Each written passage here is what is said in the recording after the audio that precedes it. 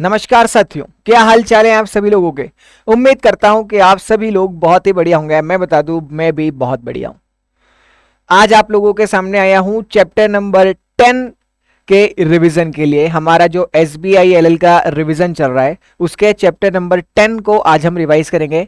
Chapter number 10 का नाम है setting up of branch office, licence office, wholly own subsidiary by foreign company. तो चलिए ज्यादा समय व्यर्थ न करते हुए मैं सीधे आपको लेके चलता हूं चैप्टर नंबर 10 के ऊपर। ठीक, जैसा कि मैंने नाम आप लोगों को अभी बताया, क्या है, setting up of branch office, licence office, wholly own subsidiary by a foreign company. देखो, इस चैप्टर का मैं पहले आपको बेस क्लियर कर दूं। अभी तक हमने SBI में जितना पढ़ा उसमें हमने क्या देखा कि कौन सा फॉर्म ऑफ बिजनेस स्ट्रक्चर मेरे लिए अच्छा है, सोल प्रोप्राइटरशिप अच्छा है, पार्टनरशिप अच्छा है, HUF अच्छा है, उन्हें बनाते कैसे हैं, ये सब बातें हमने कर ली। फिर हमने बात करी चैप्टर नंबर 8 के अंदर फाइनेंशियल सर्विस ऑर्गेनाइजेशन। वहां हम लोगों ने पढ़ा कि पैसा कहां से आएगा बिजनेस में। चैप्टर नंबर 13 में हम लोगों ने पढ़ा कि कौन कौन से लाइसेंसेस आपको लेने पड़ते हैं। अब हमने ये बात तैयार कर ली कि यार बिजनेस सेटअप हो गया, बिजनेस डिसाइड हो गया, उसमें पैसा आ गया। अब हम क्या बात कर रहे हैं इस चैप्टर के अंदर? इस चैप्टर के अंदर हम ये बात कर रहे हैं कि बाहर की कोई कंपनी अगर इंडिया में आके बिजनेस सेटअप करना चाहे तो क्या वो कर सकती है। मान लो कि अमेरिका की गूगल वाली जो कंपनी है वो इंडिया में आके बिजनेस करना चाहती है, एलन मस्क की टेस्ला इंडिया में आके बिजनेस करना चाहती है, तो क्या वो इंडिया में आके बिजनेस कर सकती है, हाँ या ना? अगर कर सकती है तो कैसे आ सकती है, किस फॉर्म में आ सकती है, क्या प्रोसीजर्स उसे फॉलो करने पड़ेंगे, इन सब चीजों की बातें हम कहां करेंगे? इस चैप्टर नंबर 10 के अंदर। तो देखो, चैप्टर नंबर 10 में हम बात कर रहे हैं कि दूसरे देश की कोई कंपनी जिसे फॉरेन कंपनी या फॉरेन एंटिटी हम बोलेंगे, वो इंडिया में आके क्या कर रही है, इंडिया में आके बिजनेस स्टार्ट करना चाहती है। तो इस चीज को हम डिस्कस कहां करेंगे? चैप्टर नंबर 10 के अंदर। आई होप यहां तक हम लोग साथ में हैं और हम लोग बिल्कुल क्लियर हैं। ठीक, तो किसी भी कंपनी को इंडिया में आना है, किसी भी फॉरेन कंपनी को इंडिया में आना है, तो उसके लिए आपके पास 4 रास्ते होते हैं। आप इंडिया में ब्रांच ऑफिस ओपन कर सकते हैं, लाइसेंस ऑफिस ओपन कर सकते हैं, प्रोजेक्ट ऑफिस ओपन कर सकते हैं, और आप इंडिया के अंदर एक होली ओन्ड सब्सिडरी भी बना सकते हैं। ये सब क्या होता है अभी हम इस चैप्टर के अंदर डिटेल में पढ़ेंगे, ज्यादा चिंता करने वाली बात यहां पे नहीं है।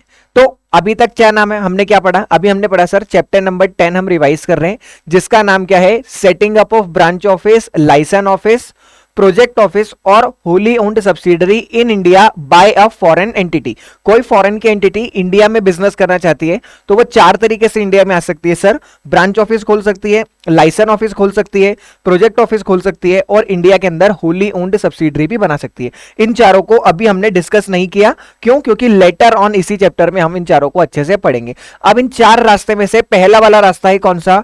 Holi owned subsidiary. कि कोई फॉरेन कंपनी इंडिया में आके होली ओन्ड सब्सिडरी बना सकती है क्या? तो हाँ, बना सकती है। उसके बारे में अब हम पढ़ लेते हैं। अगर आप wholly owned company, Holi owned subsidiary India में बनाना चाहते हैं तो आप किस एक्ट से गवर्न होंगे? देखो, अब आप क्या बना रहे हो? आप बना रहे हो सब्सिडरी, मतलब ये क्या है? एक कंपनी, और कंपनी को गवर्न करने के लिए हमारे पास क्या है? Companies act 2013। ठीक, तो होली ओन सब्सिडरी कैसे गवर्न होती है? कंपनीज एक्ट 2013 से, और बाकी की ये जो 3 चीजें हैं ये गवर्न होगी फेमा, RBI से। अभी हम थोड़ी देर बाद इनको पढ़ेंगे। पहले क्या पढ़ते हैं हम? Holi owned subsidiary. देखो, सबसे पहला सब्सिडरी का मतलब क्या होता है सर? एक AB प्राइवेट लिमिटेड नाम की कंपनी है, इसने XYZ प्राइवेट लिमिटेड नाम की कंपनी के 52% शेयर खरीद लिए, तो XYZ private limited AB private limited की क्या हो गई? सब्सिडरी। सर ये 52% को मैं बढ़ा के क्या कर देता हूं? 100%। जैसे ही मैंने 100% कर दिया, अब ये XYZ प्राइवेट लिमिटेड जो है वो AB प्राइवेट लिमिटेड की सब्सिडरी तो है ही सही, पर साथ साथ में आप उसे और भी क्या बोलेंगे कि ये एक होली ओन्ड सब्सिडरी भी है। सब्सिडरी तो है ही सही, साथ साथ में होली ओन्ड सब्सिडरी भी है। तो क्या कोई फॉरेन कंपनी इंडिया में आके, क्या कोई फॉरेन कंपनी इंडिया में आके होली ओन्ड सब्सिडरी बना सकती है क्या?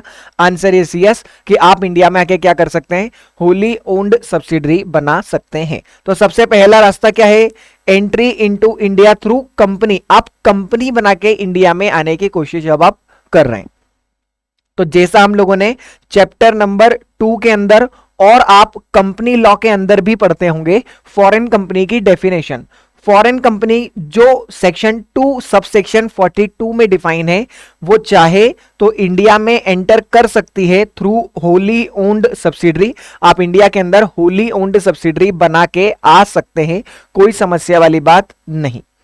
सेंट्रल गवर्नमेंट ने 100% का एफडीआई फॉरेन डायरेक्ट इन्वेस्टमेंट जो है वो इंडिया में अलाउ किया है ऑटोमेटिक रूट के अंदर। आप कुछ कुछ केसेस में ऑटोमेटिक रूट में, बिना, ऑटोमेटिक रूट का मतलब क्या होता है, बिना गवर्नमेंट से पूछे ऑटोमेटिक रूट में आप 100% एफडीआई इंडिया में कर सकते हैं। वापस से रुकते हैं, 1 मिनट फिर से डिस्कस करते हैं। सबसे पहले बोला मैंने सर, एक होती है कंपनी, कंपनी बनाती है सब्सिडरी। अगर कंपनी ने 100% शेयर खरीद लिए तो ये सब्सिडरी क्या बन जाती है, ये सब्सिडरी बन जाती है होली ओन्ड सब्सिडरी। ठीक, फिर मैंने बोला कि एक फॉरेन कंपनी है जो सेक्शन 2 क्लॉज 42 के अंदर डिफाइन है। मान लो कि वो कंपनी कौन सी है, अल्फाबेट आईएनसी। अल्फाबेट आईएनसी मतलब गूगल की जो गूगल की जो कंपनी है उसको क्या बोलते हैं, अल्फाबेट आईएनसी उस कंपनी का नाम है। अब गूगल इंडिया में अपना बिजनेस करना चाहती है तो कैसे कर सकती है सर, ब्रांच ऑफिस खोल सकती है, प्रोजेक्ट ऑफिस खोल सकती है, लाइसेंस ऑफिस खोल सकती है और होली ओन्ड सब्सिडरी भी बना सकती है। हमने बोला इन तीनों को मारो गोली, हम तो होली ओन्ड सब्सिडरी इंडिया में बनाना चाहते हैं। बना सकते हैं क्या, आंसर इज यस। क्या गवर्नमेंट से पूछने की जरूरत है, तो आंसर आता है 2 केस। सर अगर ऑटोमेटिक रूट है और अप्रूवल रूट, 2 तरह की चीजें होती है। ऑटोमेटिक रूट में गवर्नमेंट ने 100% एफडीआई अलाउ किया है, आपको किसी से भी पूछने की, सेंट्रल गवर्नमेंट से पूछने की जरूरत नहीं पड़ती है। फिर एक और अच्छा शब्द अभी आया था थोड़ी देर पहले यहां पे, सर 100% एफडीआई नाम का कुछ आपने लिखा था। तो देखो मैं आपको बता दूं, ये क्या है, ये है हमारा इंडिया और यहां पे एक कंट्री है जिसका नाम क्या है, यूके, मान लो यूनाइटेड किंगडम। अब देखो यहां पे एक चिंटू नाम का आदमी रहता है, ठीक है। अब ये चिंटू क्या बोल रहा है, मेरे पास में बहुत पैसा है, इंडिया में मैंने बहुत पैसा कमा लिया, अब मैं चाहता हूं कि मेरा पैसा कहां लगाऊं, अब मैं इन्वेस्ट करूं पैसा यूके में, लंदन में। तो क्या मैं मेरा बिजनेस वहां पे कर सकता हूं, हाँ कर सकते हो। उसको क्या बोलते हैं, उसको बोलते हैं sir overseas direct investment. Overseas, overseas का मतलब क्या है, कंट्री अदर देन इंडिया। आप इंडिया के बाहर कहीं और इन्वेस्ट कर रहे हैं कोई इंडियन पर्सन, तो उसे क्या बोलते हैं, ओवरसीज डायरेक्ट इन्वेस्टमेंट। सर ये कैसे कर सकते हैं, नहीं कर सकते हैं, इन सब की डिटेल हम चैप्टर नंबर 11 के अंदर पढ़ते हैं। चैप्टर नंबर 11 याद है आपको, setting up of business outside India and issues relating thereto. ठीक है, अब मान लो जैसे इंडिया के अंदर एक चिंटू था, चिंटू की कमी कोई यूके में भी थोड़ी है, हो सकता है एक चिंटू कहां पे हो, यूके में। वो बोल रहा है यूके में बहुत पैसा कमा लिया, अब पैसा कहां लगाऊंगा, इंडिया के अंदर, इंडिया में बहुत पॉपुलेशन है, हम आराम से पैसा कहां लगाएंगे, इंडिया में। तो जब यूके वाला पर्सन इंडिया में पैसा लगाएगा, इसका मतलब इंडिया के बाहर से पैसा इंडिया में आ रहा है, तो उसे क्या कहा जाता है, उसे कहा जाता है एफडीआई, फॉरेन डायरेक्ट इन्वेस्टमेंट। पैसा कहां से आया, फॉरेन से डायरेक्टली कहां पे आया, इंडिया के अंदर। तो पैसा इंडिया में आया तो एफडीआई, पैसा इंडिया से बाहर गया तो ओडीआई। इस चैप्टर में क्या पढ़ रहे हैं, एफडीआई। ओडीआई कहां पढ़ेंगे, चैप्टर नंबर 11 में। आई बिलीव यहां तक का आप लोगों को बिल्कुल क्लियर हो गया होगा। वापस से एक बार इस लाइन को पढ़ते हैं। आप इंडिया में आ रहे हो किसके थ्रू, कंपनी फॉर्म के थ्रू आना चाहते हो। फॉरेन कंपनी जो 2 क्लॉज 42 में डिफाइन है, वो चाहे तो इंडिया के अंदर अपनी होली ओन्ड सब्सिडरी बना सकती है। Indian government 100% FDI automatic route में अलाउ करती है। आप इंडिया में 100% एफडीआई कुछ कुछ सेक्टर्स में कर सकते हैं बिना सेंट्रल गवर्नमेंट से पूछे। सिंस आप इंडिया में आके क्या कर रहे हो, एक होली ओन्ड सब्सिडरी बना रहे हो। होली ओन्ड सब्सिडरी बना रहे हो मतलब कंपनी बना रहे हो, और जब कंपनी बना रहे हो तो ऐसे केस में कंपनीज एक्ट 2013 का कंप्लायंस आपको करना पड़ेगा। कंपनीज एक्ट 2013 का chapter number 22, that is chapter number 22 जो फॉरेन कंपनी के ऊपर एप्लीकेबल होता है, वो पूरा का पूरा आपके ऊपर भी क्या होगा, एप्लीकेबल हो जाएगा।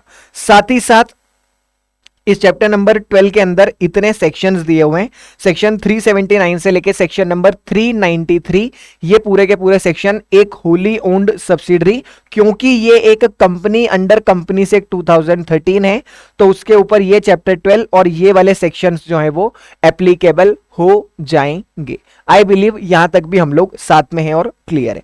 जो होली ओन सब्सिडरी आप इंडिया में बनाना चाहते हो उसके नाम के रिलेटेड 2-3 बातें लिखी हुई है, उसको ध्यान दे दो। सब्सिडरी जो है वो होल्डिंग कंपनी का नाम यूज कर सकती है, जो ओरिजिनल नाम है होल्डिंग कंपनी का वो।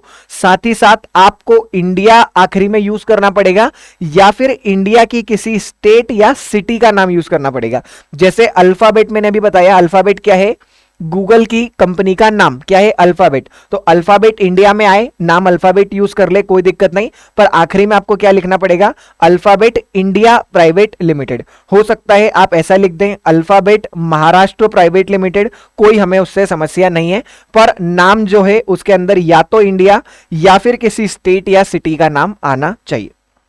ध्यान रहे आप आपकी एम्बेसी का रेफरेंस नहीं डालेंगे और किसी एनिमी कंट्री का रेफरेंस नहीं डालेंगे। अगर इंडिया किसी कंट्री को एनिमी कंट्री डिक्लेयर करती है तो फिर उस एनिमी कंट्री का रेफरेंस आप आपके नाम में यूज नहीं कर सकते। वापस से फटाफट से नींद खोलो और मेरी बात सुनो, क्या बोल रहा हूं। चैप्टर नंबर 10 का नाम क्या है sir, setting up of branch office, licence office, wholly owned subsidiary और project office in India by a foreign entity. कोई बाहर की कंपनी है जो इंडिया में आके बिजनेस करना चाहती है, उसके 4 रास्ते हैं। 4 रास्ते में पहला है प्रोजेक्ट ऑफिस, दूसरा है ब्रांच ऑफिस, तीसरा है लाइसेंस ऑफिस और चौथा है होली ओन्ड सब्सिडरी। हमने बोला लास्ट से शुरू करेंगे, पहले पढ़ेंगे होली ओन्ड सब्सिडरी। आप इंडिया में आके क्या करना चाहते हैं, होली ओन्ड सब्सिडरी बनाना चाहते हैं। बना सकते हैं क्या, हाँ बना सकते हैं। कौन से एक्ट से गवर्न होगी सर, कंपनीज एक्ट 2013 से गवर्न होगी। फॉरेन कंपनी जो 2 क्लॉज 42 में डिफाइन है, वो फॉरेन कंपनी इंडिया में आके अपना बिजनेस करना चाहती है, होली ओन्ड सब्सिडरी बनाना चाहती है, बना दे, हमें कोई समस्या नहीं। सेंट्रल गवर्नमेंट ने 100% foreign direct investment automatic route के अंदर अलाउ किया हुआ है, कोई समस्या वाली बात नहीं। पर ध्यान रहे नाम आप ओरिजिनल यूज कर सकते हैं होल्डिंग कंपनी का, कोई दिक्कत नहीं, पर नाम के आखिरी में या तो इंडिया लिखा हुआ आना चाहिए या फिर लिखा हुआ आना चाहिए किसी स्टेट या इंडियन सिटी का नाम। ध्यान रहे किसी एनिमी कंट्री का रेफरेंस या किसी एम्बेसी का रेफरेंस आपको नहीं देना है।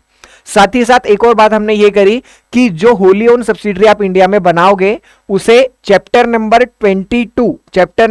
22 ऑफ कंपनीज एक्ट 2013 मतलब सेक्शन 379 से सेक्शन 393 का कंप्लायंस आपको करना पड़ेगा। ठीक, देखो इंडिया में आने के 4 रास्ते, एक रास्ता था होली ओन्ड सब्सिडरी, वो हम लोगों ने खत्म कर लिया। इस पोर्शन के एग्जाम में आने के चांसेस कंपैरेटिवली कम रहते हैं। क्वेश्चन जनरली कहां से आता है, branch office, project office, licence office, पर ऐसा नहीं कि ये एग्जाम में ना आए। क्यों, क्योंकि पेपर मैं तो बना नहीं रहा हूं, पेपर कौन बना रहा है, इंस्टीट्यूट बना रहा है। अगर इन केस क्वेश्चन आता है होली ओन्ड सब्सिडरी इंडिया में बनाना चाहते हैं तो उसके लिए जितनी बातें मैंने लिखी है इस पेज पे उतनी बातें आपको भी आपकी एग्जाम में लिखनी पड़ेगी, तो आपको मिलेंगे आपके पूरे 3 नंबर। अब बढ़ते हैं इंडिया में आने के दूसरे 3 रास्ते, कौन से, ब्रांच ऑफिस, प्रोजेक्ट ऑफिस और लाइसेंस ऑफिस। उसमें से पहला पढ़ते हैं कौन सा, हम ब्रांच ऑफिस के थ्रू अगर आप इंडिया में आना चाहते हैं तो क्या करना पड़ेगा। देखो भाई, पहला तो मैंने क्या बोला कि इंडिया में आने के कितने रास्ते हैं, 4, branch office, licence office, project office और होली ओन्ड सब्सिडरी। सर ये तो गवर्न होते हैं कंपनीज एक्ट 2013 से, पर ये जो ब्रांच ऑफिस, लाइसेंस ऑफिस और प्रोजेक्ट ऑफिस हैं, ये तीनों कैसे गवर्न होते हैं सर, ये तीनों गवर्न होते हैं फेमा नाम के एक एक्ट से, FEMA 1999, foreign Exchange Management act 1999, जिसने पावर किसको दी है, रिजर्व बैंक ऑफ इंडिया को, सेक्शन नंबर 6 के अंदर। बोलने की सिंपल बात क्या बोल रहा हूं कि जैसे होली ओन सब्सिडरी के ऊपर कंपनीज एक्ट 2013 लगता है, वैसे ही ब्रांच ऑफिस, प्रोजेक्ट ऑफिस और लाइसेंस ऑफिस के ऊपर क्या लगता है, आरबीआई का फेमा वाला एक्ट। ठीक, अब आगे बढ़ते हैं, क्या बोल रहे हैं, टू रजिस्टर ब्रांच, लाइसेंस और project office in India, approval from reserve Bank of India is required. अगर आप इंडिया में प्रोजेक्ट ऑफिस, ब्रांच ऑफिस या लाइसेंस ऑफिस खोलना चाहते हैं तो ऐसे केस में रिजर्व बैंक ऑफ इंडिया से आपको पूछना कंपलसरी है, उनसे परमिशन लेना मैंडेटरी है।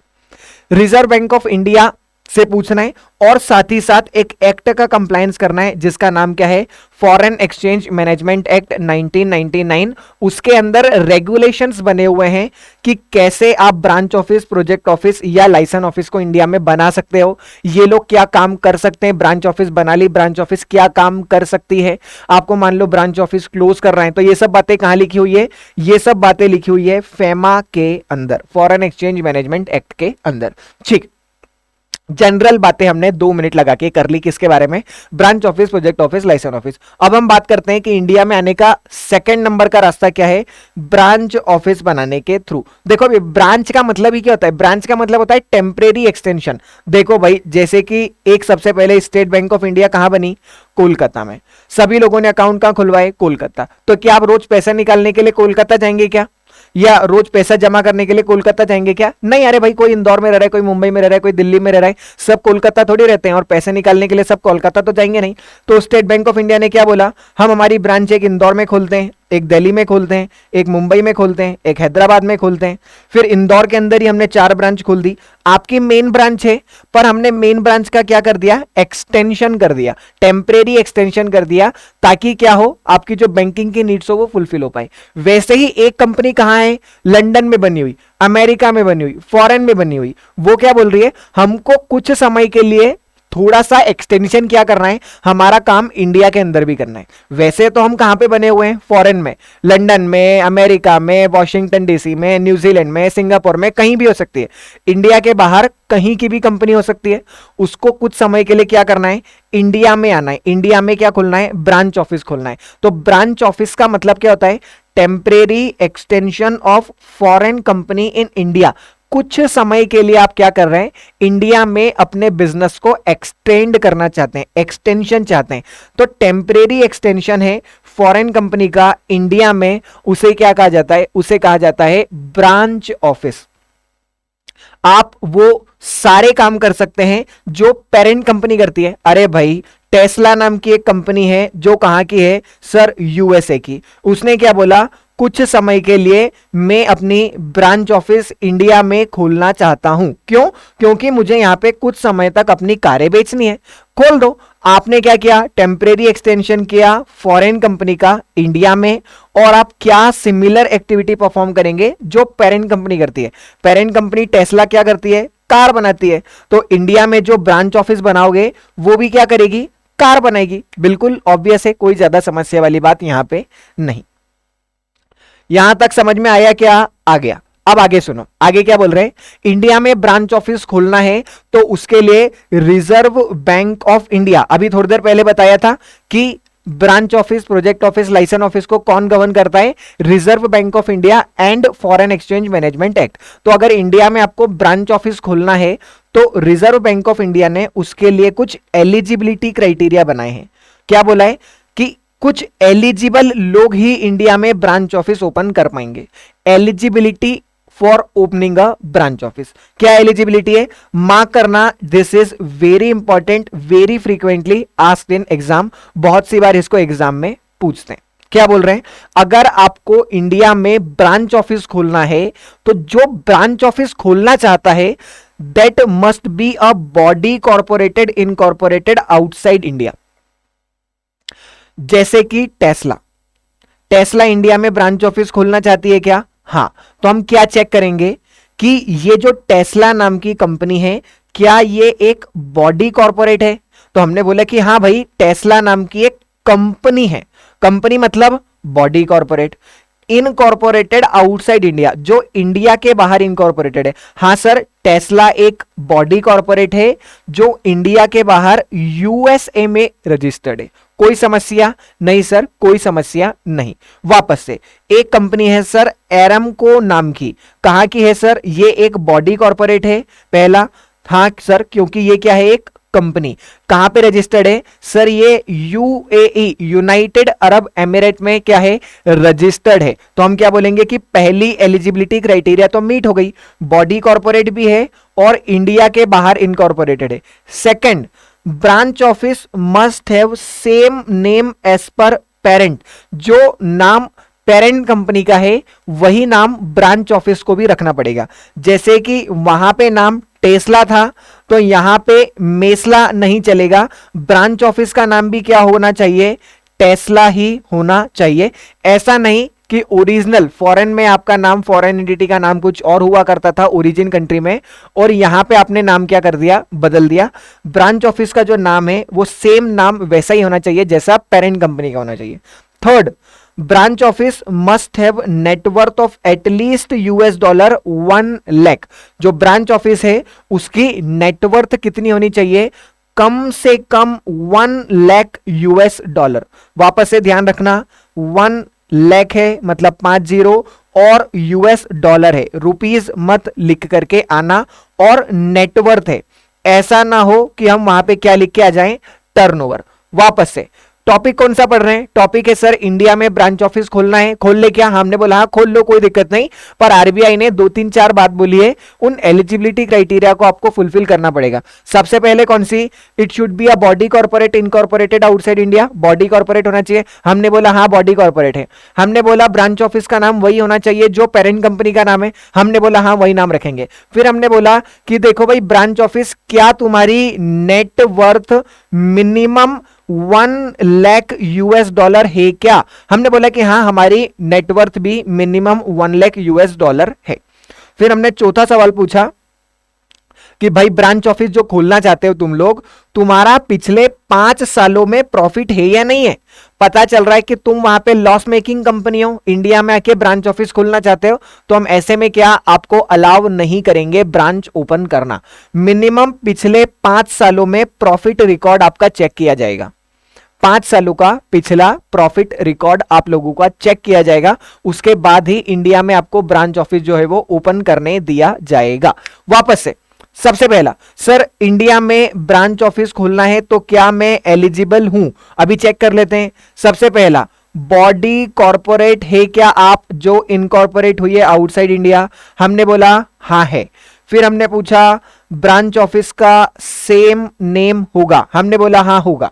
फिर हमने पूछा थर्ड, ब्रांच ऑफिस की नेटवर्थ मिनिमम $1 लाख होगी, उन्होंने बोला होगी। फिर हमने बोला जो पेरेंट कंपनी है उसका पिछले 5 सालों में प्रॉफिट का रिकॉर्ड होना चाहिए, हमने बोला होगा। अगर चारों चीजें सेटिस्फाई कर दी तो हम बोल देंगे कि हाँ भाई आओ आपका स्वागत है, वेलकम टू इंडिया, इंडिया में आओ ब्रांच ऑफिस खोलो, कोई समस्या वाली बात नहीं। फिर गवर्नमेंट ने क्या बोला, आरबीआई ने, कि हम आपको थोड़ी सी छूट देते हैं। छूट कैसी देते हैं, हमने बोला कि यार आपकी नेटवर्थ मान लो $1 लाख नहीं है, या पिछले 5 सालों में प्रॉफिट नहीं है, मतलब आप फाइनेंशियल क्राइटेरिया को मीट नहीं कर रहे हो, तो ऐसे केस में वैसे तो हम ब्रांच ऑफिस अलाउ नहीं करते हैं, पर हम ब्रांच ऑफिस फिर भी आपको खोलना अलाउ कर देंगे अगर आप हमको लेटर ऑफ कंफर्ट प्रोवाइड करवा देंगे। कहां से, पेरेंट कंपनी से। जैसे कि एक बात सुन लो बिल्कुल आसानी से, क्या बार बार टेस्ला का नाम लेना, बहुत सारी कंपनी है, जैसे कि एक और कंपनी का नाम ले लेते हैं अपन, अमेजन। अमेजन आईएनसी नाम की एक कंपनी है, कहां की, यूएसए की। इस कंपनी की नेटवर्थ है मान लो 60,000। अमेजन नाम की एक कंपनी है, कहां की, यूएसए की। ये एक बॉडी कॉर्पोरेट है जो कहां पे इनकॉर्पोरेट हुई है सर, आउटसाइड इंडिया। हमने बोला पहली कंडीशन चेक, हमने बोला कि ब्रांच ऑफिस खोलना चाहते हो तो नाम सेम होना चाहिए, उन्होंने बोला कोई दिक्कत नहीं। फिर हमने बोला कि भाई ये जो ब्रांच ऑफिस है उसकी नेटवर्थ मिनिमम कितनी होनी चाहिए, 1 लाख। हमने बोला कि मिनिमम इतनी तो नहीं है, $85,000 ही हो रही है। फिर हमने बोला प्रॉफिट का रिकॉर्ड कितना है, तो हमने बोला जो पेरेंट कंपनी है, पेरेंट कंपनी का पिछले 3 सालों का प्रॉफिट का रिकॉर्ड है। हमने बोला कि यार देखो तुम 2 क्राइटेरिया सेटिस्फाई नहीं करते हो, हम आपको क्या कर रहे हैं, हम आपको ब्रांच ऑफिस इंडिया में अलाउ नहीं करेंगे, हम ब्रांच ऑफिस आपको खोलने नहीं देंगे। पर आरबीआई ने क्या बोला कि ये 2 कंडीशन को हम माफ कर देंगे अगर parent company letter of comfort provide करवा देती है। तो लेटर ऑफ कंफर्ट का मतलब ये क्या होता है कि मान लो ब्रांच ऑफिस को कोई फाइनेंशियल ऑब्लिगेशन इंडिया में अराइज हुई और वो ब्रांच फुलफिल नहीं कर पाती है, तो ऐसे में पेरेंट कंपनी ने एक लेटर ऑफ कंफर्ट दिया है कि भाई ब्रांच ऑफिस अगर पैसा नहीं दे पाई तो वो पैसा पाने की जिम्मेदारी हमारी। मतलब पेरेंट कंपनी क्या बोल रही है, ब्रांच पैसे चुकता नहीं कर पाई तो हम चुकता करेंगे, तुम चिंता क्यों कर रहे हो, तुम ब्रांच तो ओपन करने दोगे। तो आरबीआई ने बोला कि ठीक है भाई, अगर आप हमको लेटर ऑफ कंफर्ट दे दोगे तो हम आपको क्या ब्रांच ऑफिस ओपन कर लेने देंगे, भले ही आपका नेटवर्थ वाला क्राइटेरिया जो है वो फुलफिल नहीं हो रहा होगा तो भी। ठीक, वापस से चैप्टर है sir, chapter number 11, chapter number 10। Chapter number 10 का नाम क्या है sir, setting up of branch office, project office, licence office, wholly owned subsidiary by foreign company in India. कोई बाहर की कंपनी है जो इंडिया में बिजनेस करना चाहती है। हमने बोला 4 तरीके हैं इंडिया में बिजनेस करने के। हमने बोला होली ओन सब्सिडरी, डिस्कस कर लिया। फिर हमने बोला प्रोजेक्ट ऑफिस, इंडिया में प्रोजेक्ट ऑफिस ओपन कर सकते हैं क्या, हमने बोला हाँ कर सकते हो। रिजर्व बैंक ऑफ इंडिया से पूछना पड़ेगा, वो 4 बातें चेक करेगा। पहला वो ये चेक करेगा कि it should be a body corporate. Second वो चेक करेगा क्या कि सेम नेम है या नहीं। थर्ड वो चेक करेगा कि मिनिमम नेटवर्थ कितनी है, 1 लाख $। और चौथे नंबर पे वो चेक करेंगे कि पिछले 5 सालों में आपका प्रॉफिट का रिकॉर्ड है या नहीं। अगर फाइनेंशियल क्राइटेरिया मीट नहीं हो रहे हैं तो आप लेटर ऑफ कंफर्ट दे देंगे तो भी हम लोगों का काम चल जाएगा। ठीक, यहां तक की बात हो गई। फिर हमने बोला कि ब्रांच ऑफिस इंडिया में ओपन कर रहे हो तो ब्रांच ऑफिस क्या क्या काम कर सकती है, क्या क्या परमिटेड एक्टिविटीज है एक ब्रांच ऑफिस के लिए इंडिया में। इंडिया में आके ब्रांच ऑफिस क्या कर सकती है। सबसे पहला, इंडिया में आके ब्रांच ऑफिस एक्सपोर्ट या इंपोर्ट ऑफ गुड्स कर सकता है। इंडिया में ब्रांच ऑफिस खोल लिया, उसके बाद आराम से एक्सपोर्ट इंपोर्ट करो, कोई समस्या नहीं। सेकंड, रेंडरिंग प्रोफेशनल और कंसल्टेंसी सर्विस, आप कोई प्रोफेशनल या कंसल्टेंसी सर्विस जो है वो इंडिया में दे सकते हैं। Third, carrying out research work in which parent company is engaged, जिस काम में पेरेंट कंपनी इंगेज है उसकी रिसर्च आप इंडिया में आके कर सकते हो। जैसे कि लेनोवो नाम की कंपनी है, वो क्या करती है सर, लैपटॉप और कंप्यूटर बनाती है। मान लो लेनोवो ने क्या किया, ब्रांच ऑफिस बनाया कहां पे, इंडिया में, और इंडिया वाला ब्रांच ऑफिस क्या करता है, रिसर्च। रिसर्च किस चीज की कर रहा है कि लैपटॉप में ऐसी चिप कैसे डाली जाए कि वो बोलने लग जाए। तो ये क्या है, रिसर्च वर्क। किस चीज का, जो काम पेरेंट कंपनी करती है उसी की रिसर्च। क्या आप इंडिया में आके कर सकते हो, answer is yes, you can carry out research work. Fourth, promoting technical और financial collaboration between Indian company and overseas company. आप अपने ब्रांच ऑफिस के थ्रू, इंडिया में जो ब्रांच ऑफिस बनाया है उसके थ्रू आप टेक्निकल और फाइनेंशियल कोलैबोरेशन को क्या कर सकते हैं, प्रमोट कर सकते हैं। किसके बीच, इंडियन कंपनी और ओवरसीज, मतलब आप कोलैबोरेशन में मदद करते हैं। भूलना मत, कोलैबोरेशन नाम की चीज भी हमने कहां पढ़ी है, चैप्टर नंबर 9 के अंदर हम कोलैबोरेशंस को भी डिस्कस कर चुके हैं। ये टेक्निकल, फाइनेंशियल कोलैबोरेशन, ये सब हमारे बाएं हाथ का खेल है, हम सब कुछ पढ़ चुके हैं। Fifth number, representing parent company in India and acting as buying selling agent in India. मतलब आप इंडिया में क्या बन गए, अपनी पेरेंट कंपनी के बाइंग सेलिंग एजेंट बन गए, आप यहां पे इंडिया में एजेंट बन गए। छठा, आप कोई आईटी सर्विस दे सकते हैं, सॉफ्टवेयर डेवलपमेंट की सर्विस दे सकते हैं, आप टेक्निकल सपोर्ट दे सकते हैं उन प्रोडक्ट के लिए जो पेरेंट कंपनी प्रोवाइड करवाती है। जैसे कि सोनी नाम की एक कंपनी है, क्या करती है सर, कैमरे बनाती है। पहले मोबाइल भी बनाया करती थी सर, टीवी बनाती है, टीवी भी तो सब बना दी, अब ये सब इलेक्ट्रिकल आइटम है, खराब भी होते हैं। तो क्या हम जहां की कंपनी है सोनी वहां जाएंगे क्या, नहीं, वहां नहीं जाना है। सोनी कंपनी ने क्या किया, ब्रांच ऑफिस बना दिया कहां पे, इंडिया में। और ये ब्रांच ऑफिस क्या करता है, टेक्निकल सपोर्ट प्रोवाइड करवाता है सर। जो प्रोडक्ट किसने सप्लाई करे, सोनी ने, उसका टेक्निकल सपोर्ट कौन देता है, ब्रांच ऑफिस जो है वो प्रोवाइड करवाता है। तो ब्रांच ऑफिस क्या काम कर सकता है sir, branch office technical support दे सकता है उन प्रोडक्ट्स के लिए जो पेरेंट कंपनी ने क्या किए, supply. Number 8, representing foreign airline या फिर शिपिंग कंपनी, जैसे कि ब्रिटिश एयरवेज। ब्रिटिश एयरवेज क्या है सर, ब्रिटेन की एयरलाइन है, उसने इंडिया में क्या किया, एक ब्रांच ऑफिस ओपन कर लिया। क्यों ओपन किया, ताकि ब्रिटिश एयरलाइन को रिप्रेजेंट कर पाए हमारा ब्रांच ऑफिस। कोई दिक्कत नहीं है, कर सकते हो। ऐसा का ऐसे ही शिपिंग कंपनी के केस में भी हो सकता है, ध्यान रहे। वापस से टॉपिक का नाम क्या है? एक ब्रांच ऑफिस आपने इंडिया में ओपन तो कर लिया, पर वो ब्रांच ऑफिस इंडिया में क्या काम कर सकता है, क्या क्या काम उसे अलाउड है।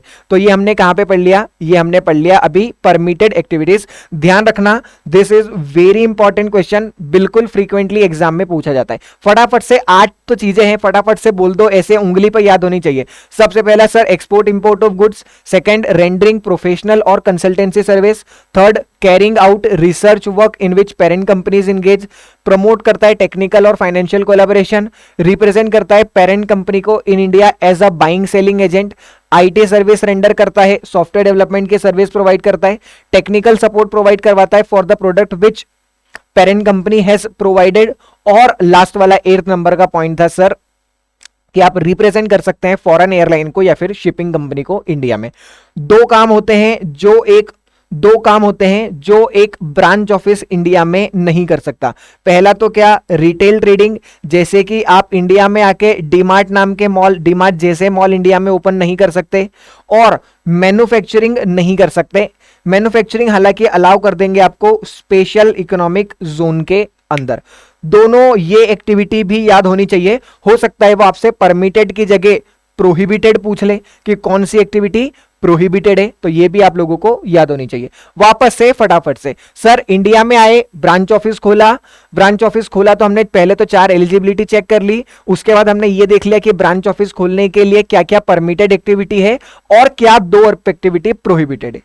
फिर हमने बात करी कि बिल्कुल फालतू सा टॉपिक कि ये ब्रांच ऑफिस के पास पैसा कहां से आएगा, पैसा जो है इनवर्ड रेमिटेंस के थ्रू आएगा, जो पेरेंट कंपनी है वो इंडिया में पैसा भेजेगी। ठीक, आपको इंडिया में क्या करना है? ब्रांच ऑफिस ओपन करना है, तो उसकी रजिस्ट्रेशन प्रोसेस क्या है? अप्रूवल लेना पड़ेगा रिजर्व बैंक ऑफ इंडिया से। हमने वो देखा था कि रिजर्व बैंक ऑफ इंडिया और फेमा मिलके प्रोजेक्ट ऑफिस, ब्रांच ऑफिस और लाइसेंस ऑफिस को क्या करती है? गवर्न। सेकंड, एक एफएनसी नाम का फॉर्म है जो आरबीआई के पास आपको फाइल करना पड़ेगा। इस फॉर्म में क्या क्या डॉक्यूमेंट्स अटैच होंगे? पेरेंट कंपनी का सर्टिफिकेट ऑफ इनकॉर्पोरेशन। क्यों? क्योंकि पेरेंट कंपनी एक बॉडी कॉर्पोरेट होनी चाहिए और बॉडी कॉर्पोरेट के पास तो सर्टिफिकेट ऑफ इनकॉर्पोरेशन होता है। सेकंड, बोर्ड रेजोल्यूशन कि हाँ भाई हमको इंडिया में ब्रांच बनानी है। थर्ड, ब्रांच बनाने के इंडिया में कोई डॉक्यूमेंट जो है वो सबमिट कर दो। ब्रांच के नहीं, पेरेंट कंपनी के ऑडिटेड फाइनेंशियल स्टेटमेंट। अरे भाई पेरेंट कंपनी यूएसए की हो सकती है, यूके की हो सकती है, कनाडा की हो सकती है, कहीं की भी हो सकती है, पर वहां भी तो ऑडिट होता होगा कंपनी का। वहां के ऑडिटेड फाइनेंशियल स्टेटमेंट हमारे पास लेकर के आओ। डिटेल ऑफ प्रपोज्ड एक्टिविटी, अभी जो 8 एक्टिविटी पड़ी, इन 8 एक्टिविटी में से क्या काम ब्रांच ऑफिस करना चाहती है उसकी डिटेल हमको दे दो। Proof of registered office in India, India में ब्रांच ऑफिस कहां बना रहे हो, किस जगह पे, उस जगह का प्रूफ दे दो। हो सकता है रेंट एग्रीमेंट दे दो, लीज एग्रीमेंट दे दो, कुछ भी दे दो। केवाईसी ऑफ ऑथोराइज्ड सिग्नेटरी, आपकी कंपनी का जो ऑथोराइज सिग्नेटरी है उसकी डिटेल दे दो। और लोकल रिप्रेजेंटेटिव, इंडिया में ब्रांच ऑफिस को कौन रिप्रेजेंट कर रहा है, आपका लोकल रिप्रेजेंटेटिव कौन है, हमें किसकी कॉलर पकड़नी है उसका भी हमें बता दो, उसकी जगह दे दो। ब्रांच ऑफिस जितना भी पैसा कमाती है उस पैसे को अगर वो अपनी रेसिडेंट कंट्री, मतलब जहां की कंपनी है उस कंपनी को ट्रांसफर करना चाहती है तो कर सकती है क्या? हाँ सर, रेमिट रिपाट्रिएट कर सकती है, जितना टैक्स बनता है उतना टैक्स पे करने के बाद। मान लो कि एक ब्रांच ऑफिस है, किसका? अमेजन का। उसने क्या बनाया था? इंडिया में एक ब्रांच ऑफिस। इस ब्रांच ऑफिस ने पूरे साल में कितना पैसा कमाया? 10 करोड़। हमने बोला ये 10 करोड़ रुपए ले जाएं क्या अमेरिका? हमने बोला ले जाओ, पर इस 10 करोड़ में से 2 करोड़ रुपए जो टैक्स बनता है गवर्नमेंट का वो टैक्स तो दे दो, और बचा हुआ 8 करोड़ ले जाओ, कोई दिक्कत नहीं हमें। तो यहां पे क्या लिखा है? Branch office can repatriate profit to foreign company after paying tax. जितना टैक्स बनता है उतना टैक्स ईमानदारी से दो और पैसा ले जाओ, कोई दिक्कत वाली बात नहीं। वापस से फटाफट से सर, चैप्टर नंबर 11 इंडिया में आपको, चैप्टर नंबर 10 आपको इंडिया में बिजनेस करना है। 4 तरीके होते हैं। पहला wholly own subsidiary, complete. Second branch office, complete. Third licence office, India में बिजनेस करना है, लाइसेंस ऑफिस भी आप खोल सकते हैं। सर लाइसेंस ऑफिस का मतलब क्या होता है? लाइसेंस ऑफिस बताने से पहले तो आप मुझे यह बताओ कि लाइसेंस का मतलब क्या होता है? लाइसेंस, अरे सर लाइसेंस बोल रहा हूं, ध्यान रहे, लाइसेंस नहीं बोल रहा हूं। जो चैप्टर नंबर 13 में लाइसेंस पढ़े उसकी बात मैं नहीं कर रहा हूं, मैं यहां पे बात कर रहा हूं लाइसेंस की। लाइसेंस का मतलब क्या होता है? सर लाइसेंस का मतलब होता है कम्युनिकेशन, बातें करना। Liaison means to communicate between two or more people. जब दो या दो से ज्यादा लोग आपस में बात करते हैं तो उसे क्या बोलते हैं? उसे बोलते हैं लाइसन। लाइसन का मतलब समझ में आया, तो लाइसन ऑफिस का मतलब भी समझ में आएगा। लाइसन ऑफिस मतलब वो जगह जो एक्ट करती है as a communication place that act as communication channel between foreign companies head office and entity in India. जैसे कि मान लो एक कंपनी है अमेजन नाम की, ठीक, उसने इंडिया में क्या ओपन किया? Branch office. Amazon branch office India में ओपन किया। ऐसे ही ये जो अमेजन है इसने एक चाइना में भी ब्रांच ऑफिस किया। ऐसे ही एक लंदन में भी क्या किया? ब्रांच ऑफिस ओपन किया। ऐसे ही एक ब्रांच ऑफिस कहां ओपन किया? सिंगापुर में। ठीक है सर, मतलब आप कहना चाह रहे हो कि जगह जगह पे इसने अपने ब्रांच ऑफिस जो है वो स्टार्ट किए। बिल्कुल बराबर। अब मैंने क्या बोला कि ये सारे ब्रांच ऑफिस जो हैं, 1 2 3 4, ये चारों ब्रांच ऑफिस को अगर हेड ऑफिस जो अमेजन का हेड ऑफिस है यूएसए में, उससे बातचीत करनी है तो कैसे करेंगे? काफी कंफ्यूजन हो सकते हैं। तो इन कंफ्यूजन को दूर करने के लिए, रिपोर्टिंग की कंफ्यूजन को दूर करने के लिए उन्होंने क्या किया? उन्होंने इंडिया में एक लाइसन ऑफिस बना दिया। Licence office. अब इस लाइसन ऑफिस का काम क्या है? सिर्फ कम्युनिकेशन करना, इनकी बात सुनना और इसको बताना, इसकी बात सुनना, इनको बताना, इनकी बात सुनना, इसको बताना, इसकी बात सुनना, इनको बताना। मतलब क्या? Communication channel. वो जो लाइसन ऑफिस है वो एक ऐसी जगह है जहां से कम्युनिकेशन हो रहा है, जो कम्युनिकेशन चैनल है बिटवीन फॉरेन कंपनी का हेड ऑफिस मतलब यूएसए और जो कंपनी इंडिया में बनी हुई है मतलब ब्रांच ऑफिस, वो आपस में कम्युनिकेट करने के लिए उन्होंने क्या कर लिया? एक लाइसन ऑफिस बना लिया। ठीक है, तो सर इंडिया में लाइसन ऑफिस बना सकते हैं क्या? कोई समस्या नहीं। हाँ भाई, लाइसन ऑफिस बना सकते हैं, कोई दिक्कत नहीं। पर यहां भी 4 एलिजिबिलिटी क्राइटेरिया है, जैसे कि 4 एलिजिबिलिटी क्राइटेरिया ब्रांच ऑफिस में थे। सर कौन कौन से? पहला, ब्रांच ऑफिस लाइसन ऑफिस बनाने के लिए एलिजिबिलिटी क्राइटेरिया क्या है?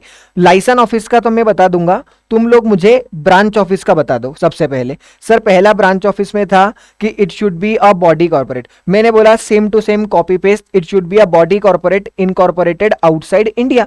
सेम बात। मैंने बोला सेकंड में सर ब्रांच ऑफिस का सेम नेम होना चाहिए। मैंने बोला लाइसन ऑफिस में भी सेकंड पॉइंट कॉपी कर लो, सेम नेम होना चाहिए। फिर मैंने बोला थर्ड, सर ब्रांच ऑफिस के केस में मिनिमम नेटवर्थ पड़ी थी हमने 1 लाख यूएस डॉलर की। मैंने बोला यहां पे मिनिमम नेटवर्थ बस आधी कर दो, $50,000 कर दो। वहां 1 लाख यूएस डॉलर थी, यहां कितनी कर दो? 50,000। फिर मैंने बोला चौथा, सर प्रॉफिट चेक करते थे 5 साल का। मैंने बोला यहां भी प्रॉफिट चेक करेंगे, पर कितने सालों का? सिर्फ 3 सालों का। तो 2 चेंज, पहला तो क्या 1 लाख से 50,000 और दूसरा 5 साल से 3 साल। सिर्फ ये 2 चेंज आए, बाकी एलिजिबिलिटी क्राइटेरिया बिल्कुल सेम। अगर ये फाइनेंशियल क्राइटेरिया मीट नहीं हुए तो सेम यहां पे भी क्या होता है? एक लेटर ऑफ कंफर्ट जो है वो पेरेंट कंपनी प्रोवाइड करवा सकती है। ये देखो, must be a body corporate incorporated outside India, same name as per parent. Net worth कितनी होनी चाहिए? कम से कम 50,000 यूएस डॉलर की। और अगर पेरेंट कंपनी का प्रॉफिट मेकिंग रिकॉर्ड होना चाहिए पिछले 3 सालों का। पर अगर फाइनेंशियल क्राइटेरिया मीट नहीं हो रहे हैं, फाइनेंशियल क्राइटेरिया मीट नहीं हो रहे हैं, तो ऐसे केस में आप एक लेटर ऑफ कंफर्ट भी प्रोवाइड करा देंगे तो हमारा काम क्या है? चल जाएगा। एक लाइसन ऑफिस इंडिया में क्या क्या काम कर सकता है? ब्रांच ऑफिस 8 काम कर सकता था, लाइसन ऑफिस 4 काम कर सकता है। ठीक, पहला तो क्या? वो एक्सपोर्ट इंपोर्ट को प्रमोट कर सकता है। ध्यान रहे, ब्रांच ऑफिस इंगेज हो सकता है। ब्रांच ऑफिस की मर्जी हो तो वो एक्सपोर्ट इंपोर्ट खुद से कर सकता है।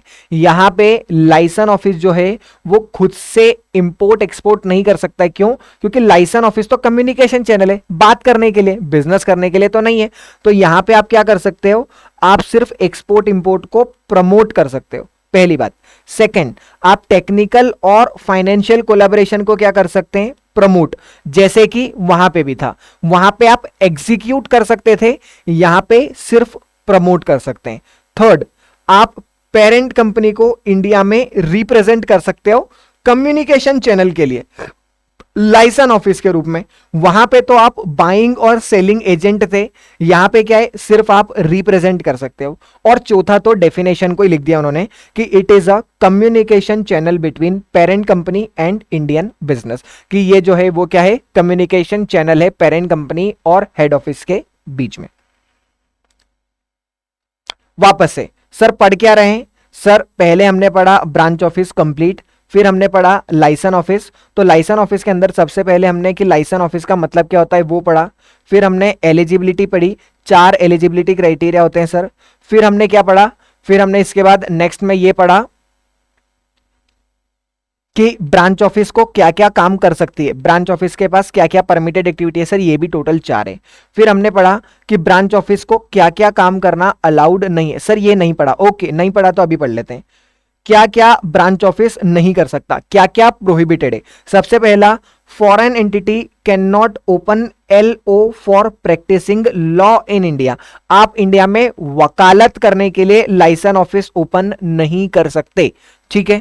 सेकंड, आप कोई भी कमर्शियल ट्रेडिंग या इंडस्ट्रियल एक्टिविटी नहीं कर सकते। ये तो पहले से ही पता है ना हमको, क्यों, क्योंकि लाइसेंस ऑफिस तो क्या है, कम्युनिकेशन का चैनल है। अरे कम्युनिकेशन का चैनल है ना, तो इंडिया में कमर्शियल एक्टिविटी क्यों कर रहे हो, कमर्शियल एक्टिविटी करना अलाउड नहीं। साथ ही साथ आपको इंडिया में लॉ की प्रैक्टिस करना भी अलाउड नहीं है, ध्यान रहे इस बात का भी। लाइसेंस ऑफिस कितने समय तक वैलिड होते हैं सर, सर लाइसेंस ऑफिस वैसे तो वैलिड कितने समय के लिए होते हैं सर, 3 सालों के लिए होते हैं। Foreign entities may establish licence office for 3 years, 3 साल के लिए बनते हैं। हालांकि आप चाहें तो उसका एक्सटेंशन ले सकते हैं अगले 3 सालों के लिए। एक्सटेंशन कौन देगा सर, एक्सटेंशन देगा AD category 1 bank, AD category 1 bank. Sir ये AD कैटेगरी 1 बैंक क्या होती है, ये हम यहां पे नहीं पढ़ेंगे, क्योंकि ये आप पढ़ेंगे फेमा एक्ट के अंदर। फेमा जो आपका एक्ट है ये आप पढ़ेंगे paper number 6, that is ECIPL। जब सेकेंड ग्रुप पढ़ेंगे तो उसके अंदर पेपर नंबर 6 में आप फेमा पढ़ेंगे, वहां आप पढ़ेंगे AD कैटेगरी 1 बैंक क्या होती है। अभी ऐसा मान लो कि AD कैटेगरी बैंक मतलब वो बैंक जिसको RBI बोल दे कि ये AD कैटेगरी 1 बैंक है। क्या बोला वापस से सर, लाइसेंस ऑफिस 3 सालों के लिए वैलिड होते हैं। आपको फर्दर एक्सटेंशन चाहिए तो फिर से 3 सालों के लिए मिल जाएगा, पर आपको उसके लिए कहां जाना पड़ेगा, AD कैटेगरी 1 बैंक के पास। वैसे तो लाइसेंस ऑफिस 3 साल के लिए वैलिड होता है, पर कुछ सेक्टर में, स्पेसिफिक सेक्टर में लाइसेंस ऑफिस की वैलिडिटी सिर्फ 2 साल होती है, जैसे कि कंस्ट्रक्शन या फिर डेवलपमेंट सेक्टर में या कोई NBFC में। अगर आप लाइसेंस ऑफिस खोलना चाहते हैं तो ऐसे केस में लाइसेंस ऑफिस की वैलिडिटी होती है सर 2 साल, और साथ ही साथ कोई एक्सटेंशन भी अलाउ नहीं होता है। वापस से यार फटाफट से सुन लो क्या बोल रहा हूं। इंडिया में लाइसेंस ऑफिस खोलना है, लाइसेंस ऑफिस मतलब कम्युनिकेशन चैनल, ठीक है, communication channel between parent company and entity in India, ठीक है। लाइसेंस ऑफिस खोलने की 4 एलिजिबिलिटी क्राइटेरिया है, बॉडी कॉर्पोरेट होना चाहिए, सेम नेम होना चाहिए, मिनिमम नेटवर्थ $50,000 की होनी चाहिए, और प्रॉफिट रिकॉर्ड होना चाहिए पिछले 3 सालों का। सर 4 काम कर सकती है, प्रमोट कर सकती है एक्सपोर्ट इंपोर्ट को, प्रमोट कर सकती है टेक्निकल फाइनेंशियल कोलैबोरेशन को, एक्ट कर सकती है as a agent for the foreign company, for the parent company, और 4th नंबर पे acting as a communication channel. 2 काम नहीं कर सकती सर, एक तो इंडिया में लॉ प्रैक्टिस नहीं कर सकती, और कोई भी कमर्शियल ट्रेडिंग या इंडस्ट्रियल एक्टिविटी नहीं कर सकती। फिर हमने बोला कि कितने समय के लिए वैलिड होता है सर, वैसे तो 3 साल के लिए वैलिड होता है, हालांकि 3+3 का रूल चलता है, वापस से 3 साल का एक्सटेंशन आपको मिल सकता है। पर कुछ केसेस में लाइसेंस ऑफिस सिर्फ 2 साल के लिए वैलिड होता है, अगर आप कंस्ट्रक्शन या डेवलपमेंट सेक्टर में या फिर NBFC का लाइसेंस ऑफिस है तो। भाई ब्रांच ऑफिस और लाइसेंस ऑफिस दोनों लगने एक जैसे लग रहे हैं सर, ये तो, पर एक जैसे नहीं है, कुछ इनके बीच में डिफरेंस है। पहला एक डिफरेंस तो ये भी है कि कमर्शियल एक्टिविटी भी कर सकता है ब्रांच ऑफिस, पर लाइसेंस ऑफिस नहीं कर सकता। हम यहाँ पे प्रॉफिट रिकॉर्ड 5 साल का चेक करते हैं, यहाँ 3 साल का चेक करते हैं, यहाँ नेटवर्थ $1,00,000 की देखते हैं, यहाँ $50,000 की देखते हैं। यहाँ पे परमिसेबल एक्टिविटी बहुत सारी होती है, यहाँ पे परमिसेबल एक्टिविटी सिर्फ 4 होती है। फिर आया project office. Sir chapter number 10, इसके अंदर हमने सबसे पहले पढ़ा होली ओन सब्सिडरी, फिर हमने पढ़ा ब्रांच ऑफिस, फिर हमने पढ़ा लाइसेंस ऑफिस, और अब हम क्या पढ़ रहे हैं, प्रोजेक्ट ऑफिस पढ़ रहे हैं।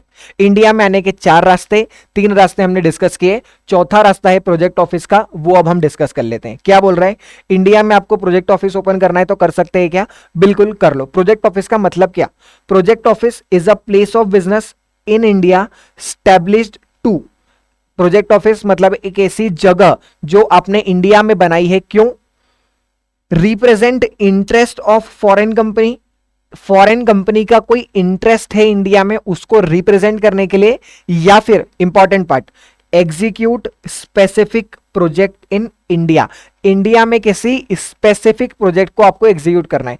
जैसे कि मैं आपको क्या बोल दूं कि सर एक सीमेंस एजी नाम की कंपनी है, कहां की है सर, सर ये है जर्मनी की, और ये क्या करती है, मेट्रो बनाने में सर स्पेशलाइज्ड है ये कंपनी।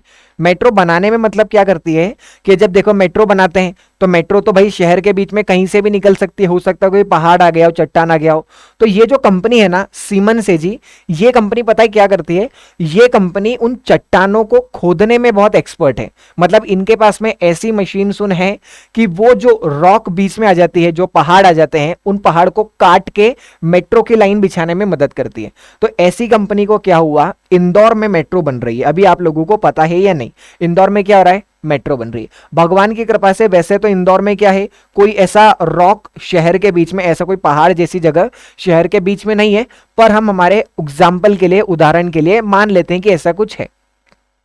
तो हमने क्या बोला, हमने सीमेंस एजी को कॉन्ट्रैक्ट दिया कि भाई इंदौर में आओ और ये जो हमारा मेट्रो है, इस मेट्रो को कंप्लीट करने में हमारी मदद करो, इस मेट्रो को क्या कंप्लीट करने में हमारी मदद करो। तो देखो सीमेंस एजी का इंडिया से कोई लेन देन नहीं, ये इंडिया में काम नहीं करती है, ये तो इंडिया में हमने क्या किया, उसको एक स्पेसिफिक प्रोजेक्ट दिया है। हमने क्या बोला है कि इंदौर में जो मेट्रो का काम चल रहा है, specific project in India, Indore भी कहां आता है, इंडिया में, तो कोई स्पेसिफिक प्रोजेक्ट है जो आपको इंडिया में मिला है, उसको एग्जीक्यूट करने के लिए आपने क्या कर दिया, इंडिया में एक प्रोजेक्ट ऑफिस ओपन कर लिया। तो किसी स्पेसिफिक काम को करने के लिए आपने एक प्रोजेक्ट ऑफिस को ओपन कर लिया है, उसे क्या, किसी स्पेसिफिक प्रोजेक्ट को कंप्लीट करने के लिए आपने ऑफिस खोला इंडिया में, उसे क्या कहा जाता है, उसे कहा जाता है प्रोजेक्ट ऑफिस कहा जाता है। ध्यान रहे प्रोजेक्ट ऑफिस के अंदर लाइसेंस ऑफिस इंक्लूड नहीं होता है, ऑफ कोर्स नहीं होता है, क्यों, क्योंकि लाइसेंस ऑफिस तो क्या है, कम्युनिकेशन चैनल, और प्रोजेक्ट ऑफिस तो क्या है, किसी एग्जीक्यूट करना है किसी स्पेसिफिक प्रोजेक्ट को। जैसे कि भाई एक जर्मन कंपनी है सीमेंस एजी की, उसको कॉन्ट्रैक्ट मिला कि भाई इंडिया में, इंदौर में आपको क्या करना है, मेट्रो लाइन जो है वो स्टैब्लिश करना है। तो उसको मैनेज करने के लिए उसने क्या किया, इंदौर में एक प्रोजेक्ट ऑफिस ओपन कर लिया। वो क्या है, जैसे ही प्रोजेक्ट कंप्लीट होगा वैसे ही इंडिया से बाहर चली जाएगी, वापस पट से बाहर, ठीक। सर अभी हमने ब्रांच ऑफिस पढ़ा और लाइसेंस ऑफिस पढ़ा, तो हमने दोनों के केस में 4 एलिजिबिलिटी क्राइटेरिया चेक किए थे। क्या वो एलिजिबिलिटी क्राइटेरिया यहां पे भी लगते हैं, आंसर इज नो। यहां पे एलिजिबिलिटी क्राइटेरिया वो वाले 4 नहीं है, यहां पे अलग से 4 एलिजिबिलिटी क्राइटेरिया जो हम लोगों को पढ़ना है। क्या है सर, पहला तो ये कि क्या एलिजिबिलिटी, और इसी को एक और दूसरे हेडिंग से भी जानते हैं कि क्या पैरामीटर है इंडिया में प्रोजेक्ट ऑफिस ओपन करने के। अगर आप इंडिया में प्रोजेक्ट ऑफिस ओपन करना चाहते हैं तो उसके क्या पैरामीटर्स होते हैं, कब आप इंडिया में प्रोजेक्ट ऑफिस ओपन कर सकते हैं, this is also an important question. क्या है, पहला, फॉरेन कंपनी में establish a project office if it has secured a contract from Indian company. एक फॉरेन कंपनी स्टैब्लिश कर सकती है प्रोजेक्ट ऑफिस इंडिया में अगर उसे कॉन्ट्रैक्ट सिक्योर किया है, कहां से, किसी इंडियन कंपनी से, किसी इंडियन कंपनी ने उसे कॉन्ट्रैक्ट दिया है तो वो इंडिया में प्रोजेक्ट ऑफिस ओपन कर सकती है।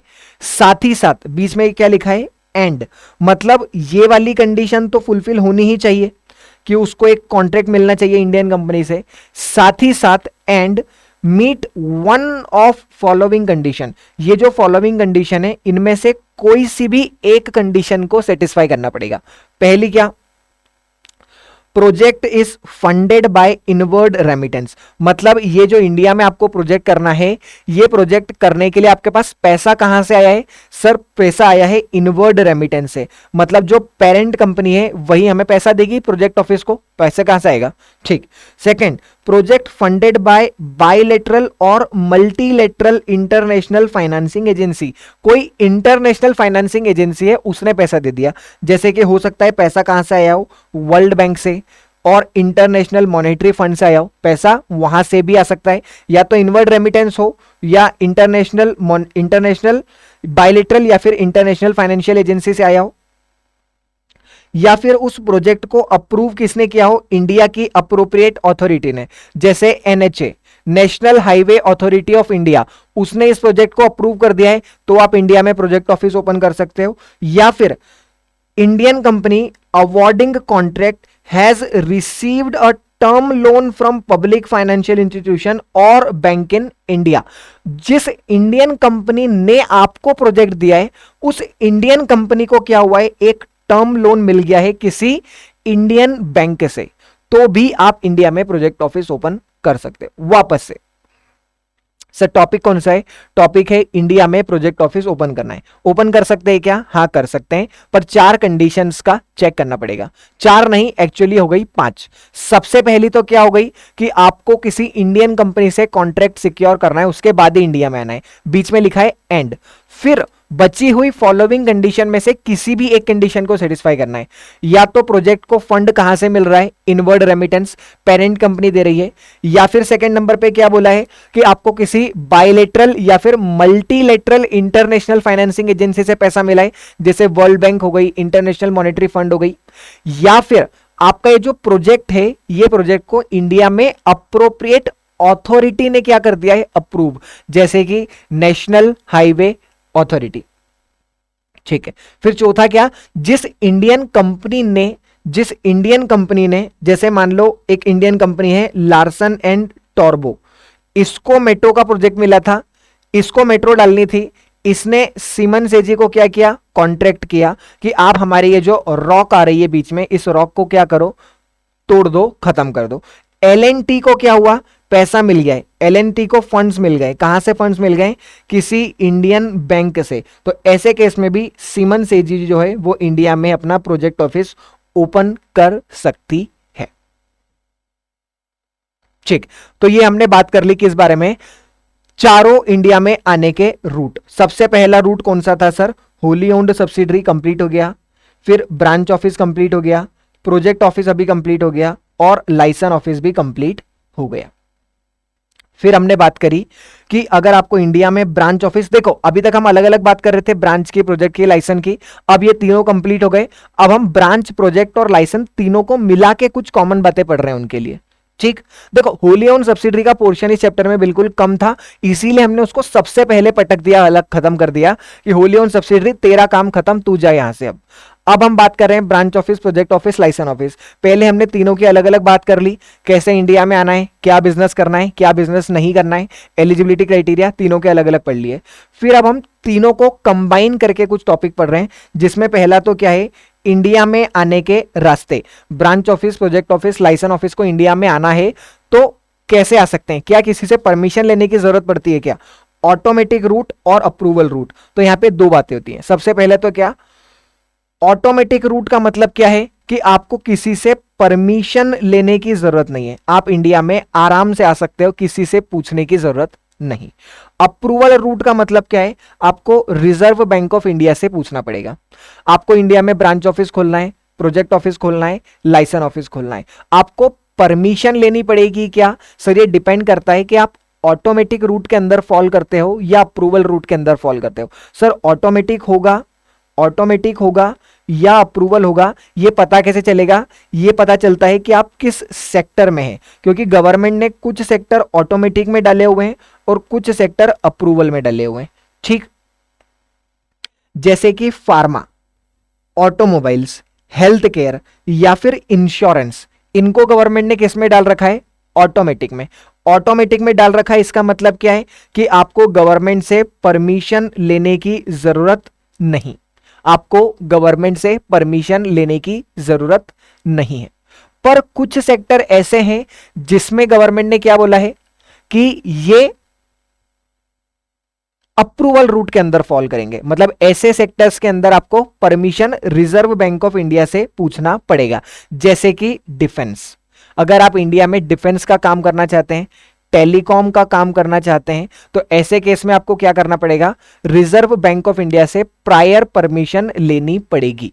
ठीक, तो पहला तो ये कि कुछ सेक्टर हो गए जैसे कि डिफेंस, टेलीकॉम, इन केसेस में आपको प्रायर अप्रूवल सेंट्रल गवर्नमेंट से लेनी पड़ेगी, ये अप्रूवल रूट के अंदर आती है।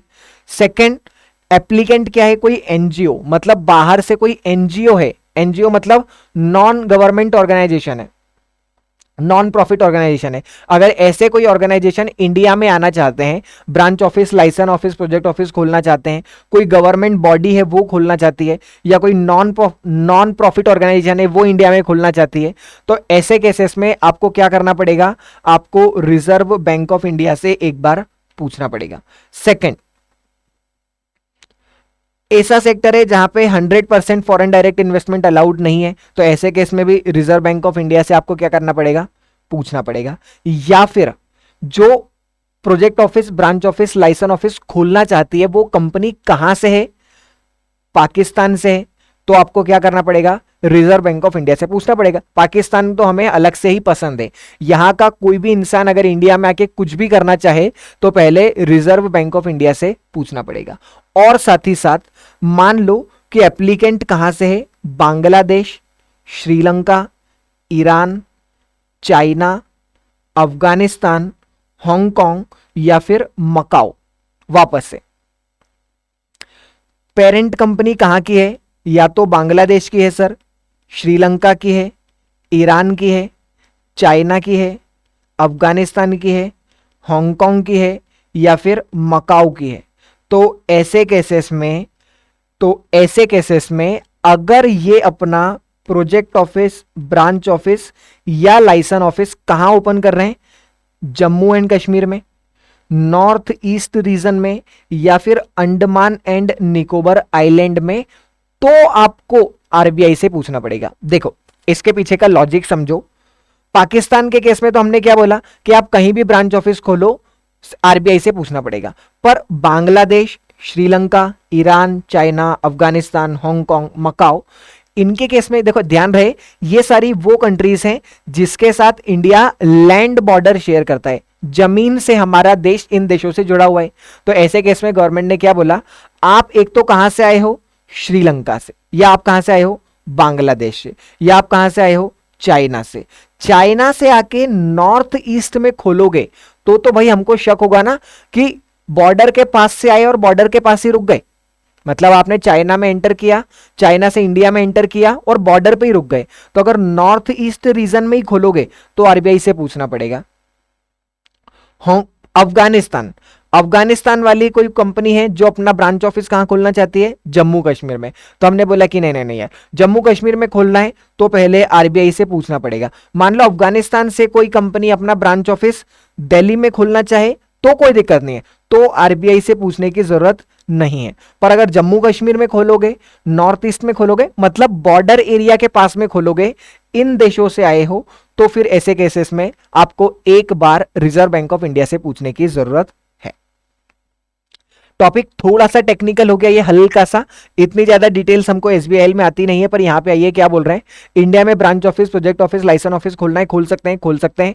दो रूट है, ऑटोमेटिक और अप्रूवल। ऑटोमेटिक में आपको आरबीआई से परमिशन लेने की जरूरत नहीं है, अप्रूवल में आरबीआई से परमिशन लेनी पड़ती है। सर परमिशन कब लेनी पड़ती है, परमिशन तब लेनी पड़ती है जब उस सेक्टर में 100% एफडीआई अलाउड नहीं हो, या पाकिस्तान से आए हो, या फिर आप एक एनजीओ हो, एनपीओ हो या गवर्नमेंट हो, या फिर आप पाकिस्तान नहीं, आप Afghanistan, Bangladesh, Sri Lanka, Afghanistan, Macau, Hong Kong, China, Iran यहां से आए हो और Jammu Kashmir, north east region और अंडमान में खोलना चाहते हो, तो ऐसे केसेस में आरबीआई से एक बार परमिशन लेने की जरूरत आपको पड़ेगी। फिर नेक्स्ट पे आता ही कि branch office, project office, licence office वालों को अगर इंडिया में बैंक अकाउंट खुलवाना है, खुलवा लो, कोई दिक्कत नहीं, किसी भी एडी कैटेगरी 1 बैंक के पास चले जाओ, वो आपको बैंक अकाउंट खोल के दे देंगे। सिर्फ आप जब पाकिस्तान के होगे तो आपको पहले आरबीआई से पूछना पड़ेगा, उसके बाद आपका हम बैंक अकाउंट ओपन करेंगे। जब तक आप आरबीआई से नहीं पूछोगे तब तक हम पाकिस्तान वाले लोगों का बैंक अकाउंट ओपन नहीं करेंगे। बाकी देश के लिए कोई दिक्कत नहीं, आराम से जाओ और बैंक अकाउंट खुलवा लो, एडी कैटेगरी 1 बैंक खोल देगी। अभी हमने प्रोसीजर पढ़ा है ब्रांच ऑफिस को स्टैब्लिश करने का, सेम वही प्रोसीजर वापस से लिखा हुआ है कि देखो क्या है, आपको एक एफएनसी फॉर्म सबमिट करना है रिक्वायर्ड डॉक्यूमेंट के साथ एडी कैटेगरी 1 बैंक के पास। फिर वो एडी कैटेगरी बैंक जो है वो आरबीआई को सबमिट कर देगी ये सारी डिटेल जो आपने डॉक्यूमेंट सबमिट किए हैं। फिर आरबीआई आपको क्या एक यूआईएन यूनिक आइडेंटिफिकेशन नंबर जो है वो अलॉट कर देगा। लाइसेंस ऑफिस 3 साल के लिए वैलिड होता है। प्रोजेक्ट ऑफिस डिपेंड करता है कि प्रोजेक्ट की ड्यूरेशन कितनी होती है। ब्रांच ऑफिस का हमारे मॉड्यूल में दिया हुआ नहीं है, पर ब्रांच ऑफिस भी कितने समय के लिए वैलिड होता है, 3 साल के लिए। फर्दर एक्सटेंशन चाहिए तो फिर से 3 सालों के लिए मिल जाता है, हालांकि इसकी डिटेल हमारे मॉड्यूल में नहीं दी हुई है। जिस दिन आपने ऑफिस सेटअप किया उसी दिन एडी कैटेगरी 1 बैंक को बता देना। अगर ऑफिस सेटअप करने में लेट हो रहा है तो आपको एडी कैटेगरी बैंक 6 महीने का और समय भी दे देगी। यहां तक कोई समस्या नहीं सर, कोई समस्या नहीं। फिर आया कि अगर आप इंडिया में branch office, project office, licence office खोल रहे हो तो क्या पुलिस को बताना पड़ेगा इंडिया में आने के बाद? हमने बोला वैसे तो बताने की जरूरत नहीं है, पर याद करो वो वाली countries Pakistan, Bangladesh, Afghanistan, Sri Lanka, China, Macau, Hong Kong, Iran, इन केसेस में आपको एक बार आके क्या है इंडियन पुलिस को बताना है कि हमने branch office, project office, licence office खोला है, ताकि इंडिया की जो पुलिस है वो आपकी आइडेंटिटी को एक बार क्रॉस चेक कर ले। क्यों? क्योंकि आप हमारी नेबर कंट्री से आए हैं, तो ऐसे में सिक्योरिटी कंसर्न्स होने की वजह से हम आपके डॉक्यूमेंट्स को, हम आपकी आइडेंटिटी को एक बार पहले चेक करेंगे, उसके बाद branch office, project office, licence office आपको खोलने देंगे। फिर आया, ये इंपॉर्टेंट क्वेश्चन है, ध्यान रखना, एक बार एग्जाम में ये वाला क्वेश्चन भी आया हुआ है। आपका एक ब्रांच ऑफिस इंडिया में ऑलरेडी है, आपको क्या है, एक ब्रांच ऑफिस आपका इंदौर में ऑलरेडी है। अब आपने सोचा कि एक ब्रांच ऑफिस दिल्ली में खोल लेते हैं, एक और ब्रांच ऑफिस पुणे में खोल लेते हैं, एक मुंबई में खोल लेते हैं। मतलब आप एडिशनल ऑफिस खोलना चाहते हैं, तो एडिशनल ऑफिस खोल सकते हैं क्या? ध्यान रहे ये क्वेश्चन बिल्कुल लेटेस्ट एग्जाम में आया हुआ है। एप्लीकेशन फॉर एडिशनल ऑफिस, तो request for additional branch office या liaison office can be submitted in fresh FNC form. एक एफएनसी फॉर्म आपको वापस से नया फाइल करना पड़ेगा। याद रहे अभी एफएनसी फॉर्म हमने फाइल किया था जब आप पहली ब्रांच भी खोल रहे थे तब भी, तो ब्रांच ऑफिस सेकंड खोलनी है तो भी क्या करना पड़ेगा, वापस से एफएनसी फॉर्म फाइल करना पड़ेगा। ठीक। Second, if number of office, अगर जो नंबर ऑफ ऑफिस है वो एक्सीड करते हैं 4 को, मतलब आपकी ब्रांच ऑफिस जो है वो इंडिया में 4 से ज्यादा हो गए हैं, तो ऐसे केसेस में आपको फिर आरबीआई से पूछना पड़ेगा। मतलब आपने तो क्या किया, भंडारा कर दिया, यहाँ के हर स्टेट में, हर सिटी में ब्रांच ऑफिस खोल रहे हो, खोलो कोई दिक्कत नहीं, पर रिजर्व बैंक ऑफ इंडिया से पूछना पड़ेगा अगर 4 से ज्यादा ऑफिस हो रहे हैं तो। जब आप एक से ज्यादा ब्रांच ऑफिस खोल रहे हैं या लाइसेंस ऑफिस खोल रहे हैं तो ऐसे केस में किसी एक ब्रांच ऑफिस या लाइसेंस ऑफिस को नोडल ऑफिस बता देना। नोडल ऑफिस का मतलब क्या है, मेन या फिर प्रिंसिपल ऑफिस बता देना, ताकि हमको अगर कुछ बातचीत करनी है तुमसे तो हम हर शहर में थोड़ी दौड़ते फिरेंगे, हम आपको कोई भी, आप हमको एक नोडल ऑफिस बता देना, हम हमारा कम्युनिकेशन उसी के साथ करेंगे। अगर आप आपके ऑफिस को शिफ्ट करना चाहते हैं एक शहर से दूसरे शहर में तो आपको एडी कैटेगरी 1 बैंक से पूछना पड़ेगा। अभी आपका ब्रांच ऑफिस इंदौर में था, अब उस ब्रांच ऑफिस को आप दिल्ली शिफ्ट करना चाहते हैं तो एडी कैटेगरी 1 बैंक से पूछना पड़ेगा। ठीक, उम्मीद करते हैं यहां तक हम लोग साथ में आ चुके। कहां तक आ गए हम लोगों का, कहां तक का टॉपिक हो गया सर? हम देख रहे हैं कि आपको एडिशनल ऑफिस अगर इंडिया में ओपन करना है तो उसके लिए क्या करना पड़ेगा। तो ये हमने बात करी कि अगर आपको क्या करना है, एडिशनल ऑफिस इंडिया में खोलना है तो मान लो आपको एडिशनल ऑफिस नहीं, अब एडिशनल एक्टिविटी करनी है। जैसे अभी तक आप क्या करते थे, इंपोर्ट एक्सपोर्ट करते थे, अब आप टेक्निकल सपोर्ट भी देना चाहते हैं। मतलब आप काम, वो 8 एक्टिविटी जो हमने बताई थी उसी में से अभी तक एक काम करते थे, अब एक और काम करना चाहते हैं। कर सकते हैं क्या? हाँ कर सकते हैं। आपको एडी कैटेगरी 1 बैंक से पूछना पड़ेगा, वो फिर आरबीआई से पूछ को आपको जवाब दे देगी कि एडिशनल एक्टिविटी कर सकते हैं या नहीं। फिर एक छोटा सा टॉपिक है रेमिटेंस ऑफ प्रॉफिट। वैसे तो हम इसको पढ़ चुके हैं। रेमिटेंस का मतलब क्या होता है सर? रेमिटेंस का मतलब होता है रिपाट्रिएशन। अरे सर ये क्या बोल दिया, पहले ही रेमिटेंस समझ में नहीं आया था, रिपाट्रिएशन भी समझ में नहीं आया। इसको ऐसा मान लो रीपेमेंट। जैसे कि आपने इंडिया में बिजनेस किया, प्रॉफिट कमाया, अब ये प्रॉफिट आप बाहर के देश में भेजना चाहते हो। अरे बाहर से आए थे इंडिया में बिजनेस करने, इंडिया में बिजनेस करा, पैसा कमाया, अब ये पैसा वापस अपने देश भेजना चाहते हो, जहां से तुम आए हो वहीं पे भेज सकते हैं क्या? हमने बोला हाँ भाई, ब्रांच ऑफिस तुम अपना पैसा बाहर भेज सकते हो, तुमको परमिटेड है, पर टैक्स पे करने के बाद, पहले टैक्स पे कर देना, उसके बाद। देखो जब तुम पैसा रेमिट करोगे इंडिया से बाहर, तो एडी कैटेगरी 1 बैंक पैसा इंडिया से बाहर भेजने के लिए, इंडिया से बाहर भेजने के लिए आपसे कुछ डॉक्यूमेंट्स मांगेगा। क्या क्या डॉक्यूमेंट मांगेगा? वो बोलेगा कि लाओ भाई ऑडिटेड बैलेंस शीट या प्रॉफिट एंड लॉस लाओ, किसका? ब्रांच ऑफिस का। इंडिया में ब्रांच ऑफिस बनाया होगा, ब्रांच ऑफिस के फाइनेंशियल स्टेटमेंट्स बनाए होंगे, उन फाइनेंशियल स्टेटमेंट का ऑडिट करवा के लाओ। ऑडिट कौन करेगा? Of course a chartered accountant. फिर साथ ही साथ चार्टर्ड अकाउंटेंट से एक और सर्टिफिकेट लेके आना। उस सर्टिफिकेट में क्या लिखेंगे कि जितना प्रॉफिट आप रेमिट कर रहे हो, रेमिट का मतलब क्या? रीपे या ट्रांसफर कर रहे हो, वो प्रॉफिट आपने निकाला कैसे, मतलब सही से अकाउंटिंग की या नहीं की, उसका एक सर्टिफिकेट आपको कौन इश्यू करके देगा? Chartered accountant. Second, remittable profit earned by undertaking permitted activity. हमने जो काम 8 परमिटेड एक्टिविटी आपको करी थी ब्रांच ऑफिस को, वही 8 काम से पैसा कमाया है ना। ऐसा तो नहीं आपने रिटेल ट्रेडिंग से पैसा कमाया हो। क्यों? क्योंकि रिटेल ट्रेडिंग करना तो ब्रांच ऑफिस को अलाउड ही नहीं है। तो ये चीज हम आपके बोलने से नहीं मानेंगे, चार्टर्ड अकाउंटेंट से सर्टिफिकेट लिखवा के लाओ, उसके बाद मानेंगे। Third, profit do not include profit on revaluation of asset. आप अकाउंट्स में पढ़ते हैं एक रीवैल्यूएशन ऑफ असेट होता है, असेट की वैल्यू को बढ़ाया जाता है बुक्स एडजस्टमेंट के थ्रू। तो ऐसा कोई प्रॉफिट तो नहीं आ रहा है, उस प्रॉफिट को रेमिट करना अलाउड नहीं है। टॉपिक कौन सा पढ़ रहे हैं सर? प्रॉफिट को इंडिया से बाहर रेमिट करना है, ब्रांच ऑफिस का पढ़ लिया। सेकेंड आया प्रोजेक्ट ऑफिस। प्रोजेक्ट ऑफिस मतलब क्या सर? एक स्पेसिफिक प्रोजेक्ट करने के लिए इंडिया में आपने क्या किया था? प्रोजेक्ट ऑफिस आपने स्टैब्लिश किया था। तो प्रोजेक्ट ऑफिस अगर चाहे तो अपने प्रॉफिट को रेमिट कर सकती है अपनी फॉरेन कंपनी को फॉरेन कंट्री में, या तो प्रोजेक्ट खत्म होने के बाद। जैसे मान लो इंडिया में आए थे, इंदौर में आए थे आप, प्रोजेक्ट कौन सा है? इंदौर के मेट्रो के लिए।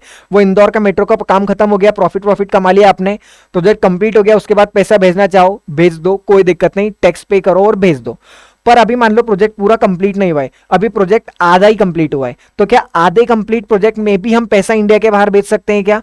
हमने बोला इंटरमिटेंट मतलब इन बिटवीन, इंटरमीडिएट रेमिटेंस भी परमिट है। अभी पूरा प्रोजेक्ट कंप्लीट नहीं हुआ है, फिर भी हम आपको इंडिया के बाहर पैसा भेजना अलाउ कर देंगे अगर आपने ये वाले डॉक्यूमेंट्स एडी कैटेगरी 1 बैंक को सबमिट कर दे। प्रोजेक्ट कंप्लीट हो गया, वाइंडिंग अप हो गया, तो कोई दिक्कत ही नहीं, बिल्कुल बेझिझक टैक्स पे करने के बाद पे करो, कोई दिक्कत नहीं। पर अगर मान लो अभी प्रोजेक्ट कैसा है? इनकम्प्लीट, इंटरमीडिएट है, तो ऐसे केस में आपको क्या करना पड़ेगा? सर्टिफिकेट लेके आना पड़ेगा चार्टर्ड अकाउंटेंट से, जिसके अंदर वो कंफर्म करेगा कि आपने सफिशिएंट प्रोविजन बना लिया है इंडिया में कोई भी लाइबिलिटी का पेमेंट करने के लिए। अभी आपका प्रोजेक्ट पूरा कंप्लीट तो हुआ नहीं है, आधा कंप्लीट हुआ है, तो वो आधे प्रोजेक्ट में कुछ लाइबिलिटी बची होगी, उन लाइबिलिटी का प्रोविजन आपने बना लिया या नहीं बना लिया? इनकम टैक्स आपको पे करना पड़ेगा, उस इनकम टैक्स का प्रोविजन बना लिया या नहीं बना लिया? साथ ही साथ सेकेंड नंबर पे एक अंडरटेकिंग आपको ये देनी पड़ेगी कि हम ये जो पैसा इंडिया से बाहर भेज रहे हैं, इस पैसे बाहर भेजने की वजह से इंडिया वाले प्रोजेक्ट के ऊपर कोई फर्क नहीं पड़ेगा। Undertaking that remittance will not affect completion of project in India. India वाले प्रोजेक्ट के ऊपर कोई आंच नहीं आएगी। एंड अगर मान लो इंडिया वाले प्रोजेक्ट में कोई शॉर्टफॉल आया, पैसा कम पड़ा, तो जो पेरेंट कंपनी है वो वहां से इनवर्ड रेमिटेंस करके हमारा पैसे का काम पूरा करेगी। ठीक, फिर आया थर्ड, लाइसेंस ऑफिस। अरे sir licence office commercial activity कर ही नहीं सकती। जब कमर्शियल एक्टिविटी कर ही नहीं सकती मतलब पैसा कमाएगी नहीं, प्रॉफिट होगा ही नहीं। जब प्रॉफिट होगा ही नहीं तो प्रॉफिट बाहर भेजोगे ही कैसे? फिर आया last topic of this chapter but very important topic, closure. आपने branch office, project office, licence office India में बनाया, उसको क्लोज करना है। क्लोज करने के लिए क्या प्रोसीजर फॉलो करना पड़ेगा? दिस इज वेरी इंपॉर्टेंट, ध्यान रखना। सबसे पहले तो क्या, अगर आपको इंडिया में project office, branch office, licence office जो आपने खोला था उसको आपको बंद करना है तो बंद कर सकते हो। उसके लिए एक एप्लीकेशन सबमिट करनी पड़ेगी। किसको? एडी कैटेगरी 1 बैंक के पास। सर इंडिया में branch office, project office, licence office था, उनको बंद करना है, कर सकते हैं क्या? हाँ कर सकते हैं। एप्लीकेशन सबमिट करनी पड़ेगी किसके पास? एडी कैटेगरी 1 बैंक के पास। पर आपको कुछ डॉक्यूमेंट भी साथ में देने पड़ेंगे उस एप्लीकेशन के साथ। कौन कौन से? सबसे पहला कॉपी ऑफ आरबीआई या फिर AD category 1 bank approval for establishment. जब आपने branch office, project office, licence office बनाया होगा उस समय पे आपको एक सर्टिफिकेट दिया होगा, ब्रांच सर्टिफिकेट दिया होगा एडी कैटेगरी 1 बैंक ने कि हाँ इंडिया में ब्रांच ऑफिस बना लो, इंडिया में प्रोजेक्ट ऑफिस खोल लो, लाइसेंस ऑफिस खोल लो। तो वो जो अप्रूवल का, एस्टेब्लिशमेंट का सर्टिफिकेट आया होगा उस सर्टिफिकेट की एक कॉपी क्लोजिंग के टाइम पे लगेगी। दूसरा, एक चार्टर्ड अकाउंटेंट से, ऑडिटर से एक सर्टिफिकेट लाना पड़ेगा कि जितना पैसा आप बाहर भेज रहे हो वो पैसा कहां से आया, आपने इंडिया में जो असेट थी उन असेट को कैसे डिस्पोज ऑफ किया, जो लाइबिलिटीज थी उन लाइबिलिटी का सेटलमेंट कैसे किया। हम आपकी बात पे विश्वास नहीं करेंगे, आप तो हमारे चार्टर्ड अकाउंटेंट से एक सर्टिफिकेट लेकर के आओ। थर्ड, आप इस बात को कंफर्म करो कि इंडिया में आपके ऊपर कोई भी लीगल प्रोसीडिंग नहीं चल रही है। सेबी, कोई इंडिया की पुलिस, सीबीआई, ईडी, इनकी तरफ से कोई आपके ऊपर क्रिमिनल लीगल प्रोसीडिंग्स तो चालू नहीं है, इस बात को कंफर्म करो। चौथा, आप एक रिपोर्ट लेकर के आइए रजिस्ट्रार से कि आपने जो जो कंप्लायंसेस थे वो सारे कंप्लायंसेस क्या कर दिए? कंप्लीट कर दिए हैं। और एक लेकर के आइए क्या? कंफर्मेशन कि हमने एनुअल एक्टिविटी सर्टिफिकेट जो है वो फाइल कर दिया है। एक एनुअल एक्टिविटी सर्टिफिकेट होता है जो 31 दिसंबर तक हर प्रोजेक्ट ऑफिस, लाइसेंस ऑफिस या ब्रांच ऑफिस को क्या करना पड़ता है? सबमिट करना पड़ता है एनुअल एक्टिविटी सर्टिफिकेट। तो वो एनुअल एक्टिविटी सर्टिफिकेट आपने फाइल कर दिया है, उस चीज का हमें कंफर्मेशन दे दो। और कोई डॉक्यूमेंट अगर मांगे तो वो डॉक्यूमेंट भी एडी कैटेगरी 1 बैंक के पास सबमिट कर दो। जब आप इतने डॉक्यूमेंट्स सबमिट कर दोगे तो हम आपको क्या कर देंगे? आपका प्रोजेक्ट ऑफिस, ब्रांच ऑफिस या लाइसेंस ऑफिस क्लोज करने देंगे। और इसी के साथ हम लोगों का क्या, ये वाला जो चैप्टर है ये पूरा होता है कंप्लीट। अब आप मुझे ये बताइए कि ये चैप्टर आप लोगों को समझ में आया या नहीं। लगभग 1 घंटा 5 मिनट, 1 घंटा 10 मिनट का हम लोगों ने समय लिया, पर इस चैप्टर को पूरा डिटेल में हमने कंप्लीट करने की कोशिश करी कि ये चैप्टर हमारा बहुत ही बढ़िया तरीके से हो जाए और हमें इसके अंदर कोई समस्या जो है वो नहीं आए। ठीक, पूरा चैप्टर में जो जो पॉसिबल क्वेश्चंस थे, जो जो इंपॉर्टेंट क्वेश्चंस से मैंने आपको मार्क कराए, वो सारे क्वेश्चंस को एक बार फिर से पढ़ो, उसको अच्छे से याद कर लो। यही क्वेश्चंस आपको एग्जाम में भी देखने को मिलेंगे। अब मैं फटाफट से आप लोगों को क्या करता हूं, इस चैप्टर में से पास्ट ईयर में अभी तक कितने क्वेश्चंस किस तरह से पूछे गए हैं उनके दर्शन भी आप लोगों को एक बार करा देता हूं, ताकि आप लोगों को आइडिया हो जाए कि इस चैप्टर में से किस तरह के क्वेश्चंस एग्जाम में आते हैं। चलिए वह आपको मैं एक बार क्वेश्चन बैंक भी दिखा देता हूं। ये आए क्वेश्चन बैंक के ऊपर, चैप्टर नंबर 10 के क्वेश्चंस के ऊपर। क्वेश्चन नंबर 1 क्या है, अच्छे से आराम से इसको पढ़ते हैं। S&T corporation is a company registered in Germany. S&T नाम की एक कंपनी है जो क्या है, जर्मनी में registered. Company desires to open a branch office in India. S&T जो है वो इंडिया में ब्रांच ऑफिस ओपन करना चाहती है। Advice S&T corporation the activity permitted for a branch office in India of a person resident outside India. देखो question क्या है, advice S&T activity permitted for a branch office. एक branch office India में क्या क्या काम कर सकती है, क्या क्या एक्टिविटीज परमिटेड है अंडर द फेमा 1999। बताओ भाई, इंडिया में अगर ब्रांच ऑफिस ओपन करना है तो वो ब्रांच ऑफिस क्या क्या काम कर सकती है? सर 8 काम हम लोगों ने पढ़े थे। Export import of goods, rendering professional और consultancy service, carrying out research work related to parent company, promoting technical और financial collaboration, representing parent company as a buying और selling agent, rendering IT services.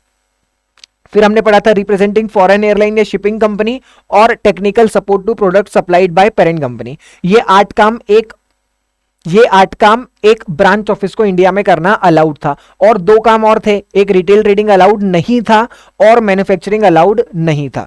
वही 8 काम इन्होंने भी लिखा हुआ है, 1 2 3 4 5 6 7 और 8।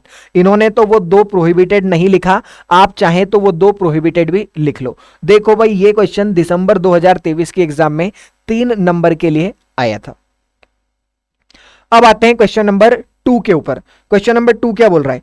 अ company registered in Japan had open the project office for setup and commissioning of coal based power plant in India. एक जापान की कंपनी है, उसने इंडिया में प्रोजेक्ट ऑफिस ओपन किया। क्यों? क्योंकि उसको कोल पावर प्लांट इंडिया में बनाने का प्रोजेक्ट मिला था। Due to change in government policy and promotion of solar power project and other power plant based on renewable energy, project office is not needed. क्योंकि अब सोलार पावर एनर्जी आ गई और दूसरे कारणों की वजह से अब उनको ऐसा लग रहा है कि ये जो इंडिया में प्रोजेक्ट ऑफिस हमने बनाया है, इस प्रोजेक्ट ऑफिस की जरूरत नहीं है। The nodal officer in India is instructed by management to close the project office. लो भाई, जो नोडल ऑफिसर था यहां पे इंडिया में, उसको मैनेजमेंट ने क्या बोला कि इंडिया वाले प्रोजेक्ट ऑफिस को क्या कर दो, क्लोज कर दो, क्लोजर करना है। बताओ भाई, process for closure of project office. अब भी हाल तो पढ़ा हमने सर 10 मिनट पहले, 5 मिनट पहले, कि इंडिया में अगर आपको क्या करना है, प्रोजेक्ट ऑफिस या ब्रांच ऑफिस को क्लोज करना है तो क्या करना पड़ेगा? क्लोज कर सकते हैं, एप्लीकेशन सबमिट करनी पड़ेगी एडी कैटेगरी 1 बैंक के पास विथ फॉलोइंग डॉक्यूमेंट। पहला तो स्टैब्लिशमेंट के टाइम पे एक सर्टिफिकेट मिला होगा आपको स्टैब्लिशमेंट का, वो सर्टिफिकेट लगेगा। चार्टर्ड अकाउंटेंट से सर्टिफिकेट लगेगा आपको, वो सर्टिफिकेट सबमिट करो। कोई लीगल प्रोसीडिंग तो आपके ऊपर चल नहीं रही है, उसका एक सर्टिफिकेट सबमिट करो। आपने एनुअल एक्टिविटी सर्टिफिकेट फाइल किया, उसका रिपोर्ट सबमिट करो। कंफर्म करो कि आपके ऊपर आपने रजिस्ट्रार के जो भी कंप्लाइंसेस थे उन कंप्लाइंसेस को फुलफिल किया, या फिर कोई एडिशनल डॉक्यूमेंट जो एडी कैटेगरी बैंक मांगे वो आपको सबमिट करना है। देखो भाई, वही सारी बातें लिखी हुई है। सबसे पहला, copy of reserve bank AD category 1 bank approval for establishing. जब पीओ बनाया होगा तो उसकी एक कॉपी मिली होगी। ऑडिटर का सर्टिफिकेट कि रेमिटेबल अमाउंट कैसे निकाला, असेट को कैसे डिस्पोज किया, लाइबिलिटीज का पेमेंट कैसे किया, कोई भी लाइबिलिटी जो इंडिया में अराइज हो रही है जैसे ग्रेच्युटी या इनकम टैक्स, उसका पेमेंट कैसे किया, और आपके ऊपर कोई भी लीगल प्रोसीडिंग इंडिया में नहीं चल रही। रजिस्ट्रार से रिपोर्ट लेके आओ कि आपने सारे कंप्लायंस कंप्लीट किए। आपने आपका एएसी एनुअल एक्टिविटी सर्टिफिकेट जो होता है वो फाइल कर दिया, और कोई अदर डॉक्यूमेंट अगर एडी कैटेगरी 1 बैंक या आरबीआई आपसे मांगे तो। ये क्वेश्चन कब आया था सर? ये क्वेश्चन आया था जून 2024 की एग्जाम में। फिर आए क्वेश्चन नंबर 3 के ऊपर। क्या बोल रहा है question number 3? Global Tech Solution, a prominent software development company headquartered in USA, has successfully established its initial branch office in Bangalore. Global Tech Solution नाम की एक कंपनी है जो सॉफ्टवेयर बनाती है, हेडक्वार्टर जिसका यूनाइटेड स्टेट्स में है। उसने अपनी एक ब्रांच ऑफिस बेंगलोर में खोली जो बहुत सक्सेसफुल रही। Following the success of this office, company identified the need to establish an additional branch office in Hyderabad. लो भाई, जब उनको ऐसा लगा कि बेंगलोर वाला ऑफिस तो बहुत अच्छा चल रहा है, क्यों ना एक ऑफिस हम कहां पे खोल ले, अब हैदराबाद में भी खोल लें, ताकि हमारा मार्केट प्रेजेंस जो है वो बढ़ जाए और सर्विस हम अच्छे से दे पाएं। लो भाई, what are the critical steps activity involved in establishing additional branch office? India में ब्रांच ऑफिस ओपन करने के लिए, एडिशनल ब्रांच ऑफिस का ओपन करने के लिए क्या करना पड़ेगा? अब भी बोलो, इस आंसर को रेफर मत करना, ये वाला जो आंसर है ये आंसर गलत है। हमने पढ़ा था एडिशनल ऑफिस जब आपको इंडिया में क्या करना है, स्टैब्लिश करना पड़ता है, तो उसके लिए ये वाली बातें देखनी पड़ती है। आपको क्या है, रिक्वेस्ट करनी पड़ती है एक एफएनसी फॉर्म फाइल करके। अगर नंबर ऑफ ऑफिस जो है वो 4 से ज्यादा हो जाए तो अप्रूवल लगती है आरबीआई से। एक ऑफिस को डेजिग्नेट करना पड़ता है नोडल ऑफिस, और अगर शिफ्ट कर रहे हैं एग्जिस्टिंग ऑफिस को दूसरी सिटी में तो एडी कैटेगरी 1 बैंक से पूछना पड़ता है। बिल्कुल देख रहे हो आप कितना आसान क्वेश्चंस एग्जाम में आ रहे हैं। और अब आप बोलो, ये क्वेश्चन दिसंबर 2024 की एग्जाम में आया हुआ है। ये 3 क्वेश्चन अभी तक एग्जाम्स में आए हुए हैं, कहां से? पास्ट ईयर के अंदर। उम्मीद करता हूं कि ये जो रिवीजन हम लोगों ने किया, एक कॉम्प्रिहेंसिव रिवीजन आप लोगों को लगा होगा। पूरे के पूरे कॉन्सेप्ट्स हम लोगों ने डिस्कस किए, हम लोगों ने जो क्वेश्चंस आए उन्हें डिस्कस किए, साथ ही साथ मैंने आपको और चीजें इंपॉर्टेंट मार्क करवाई कि क्या और चीजें जो है एग्जाम में आ सकती है। ठीक, तो इसी के साथ आज के हमारे इस कथा को विश्राम देते हैं यहीं पे, और मिलेंगे कुछ दिन में अगले चैप्टर के रिवीजन के साथ। Till then, bye bye.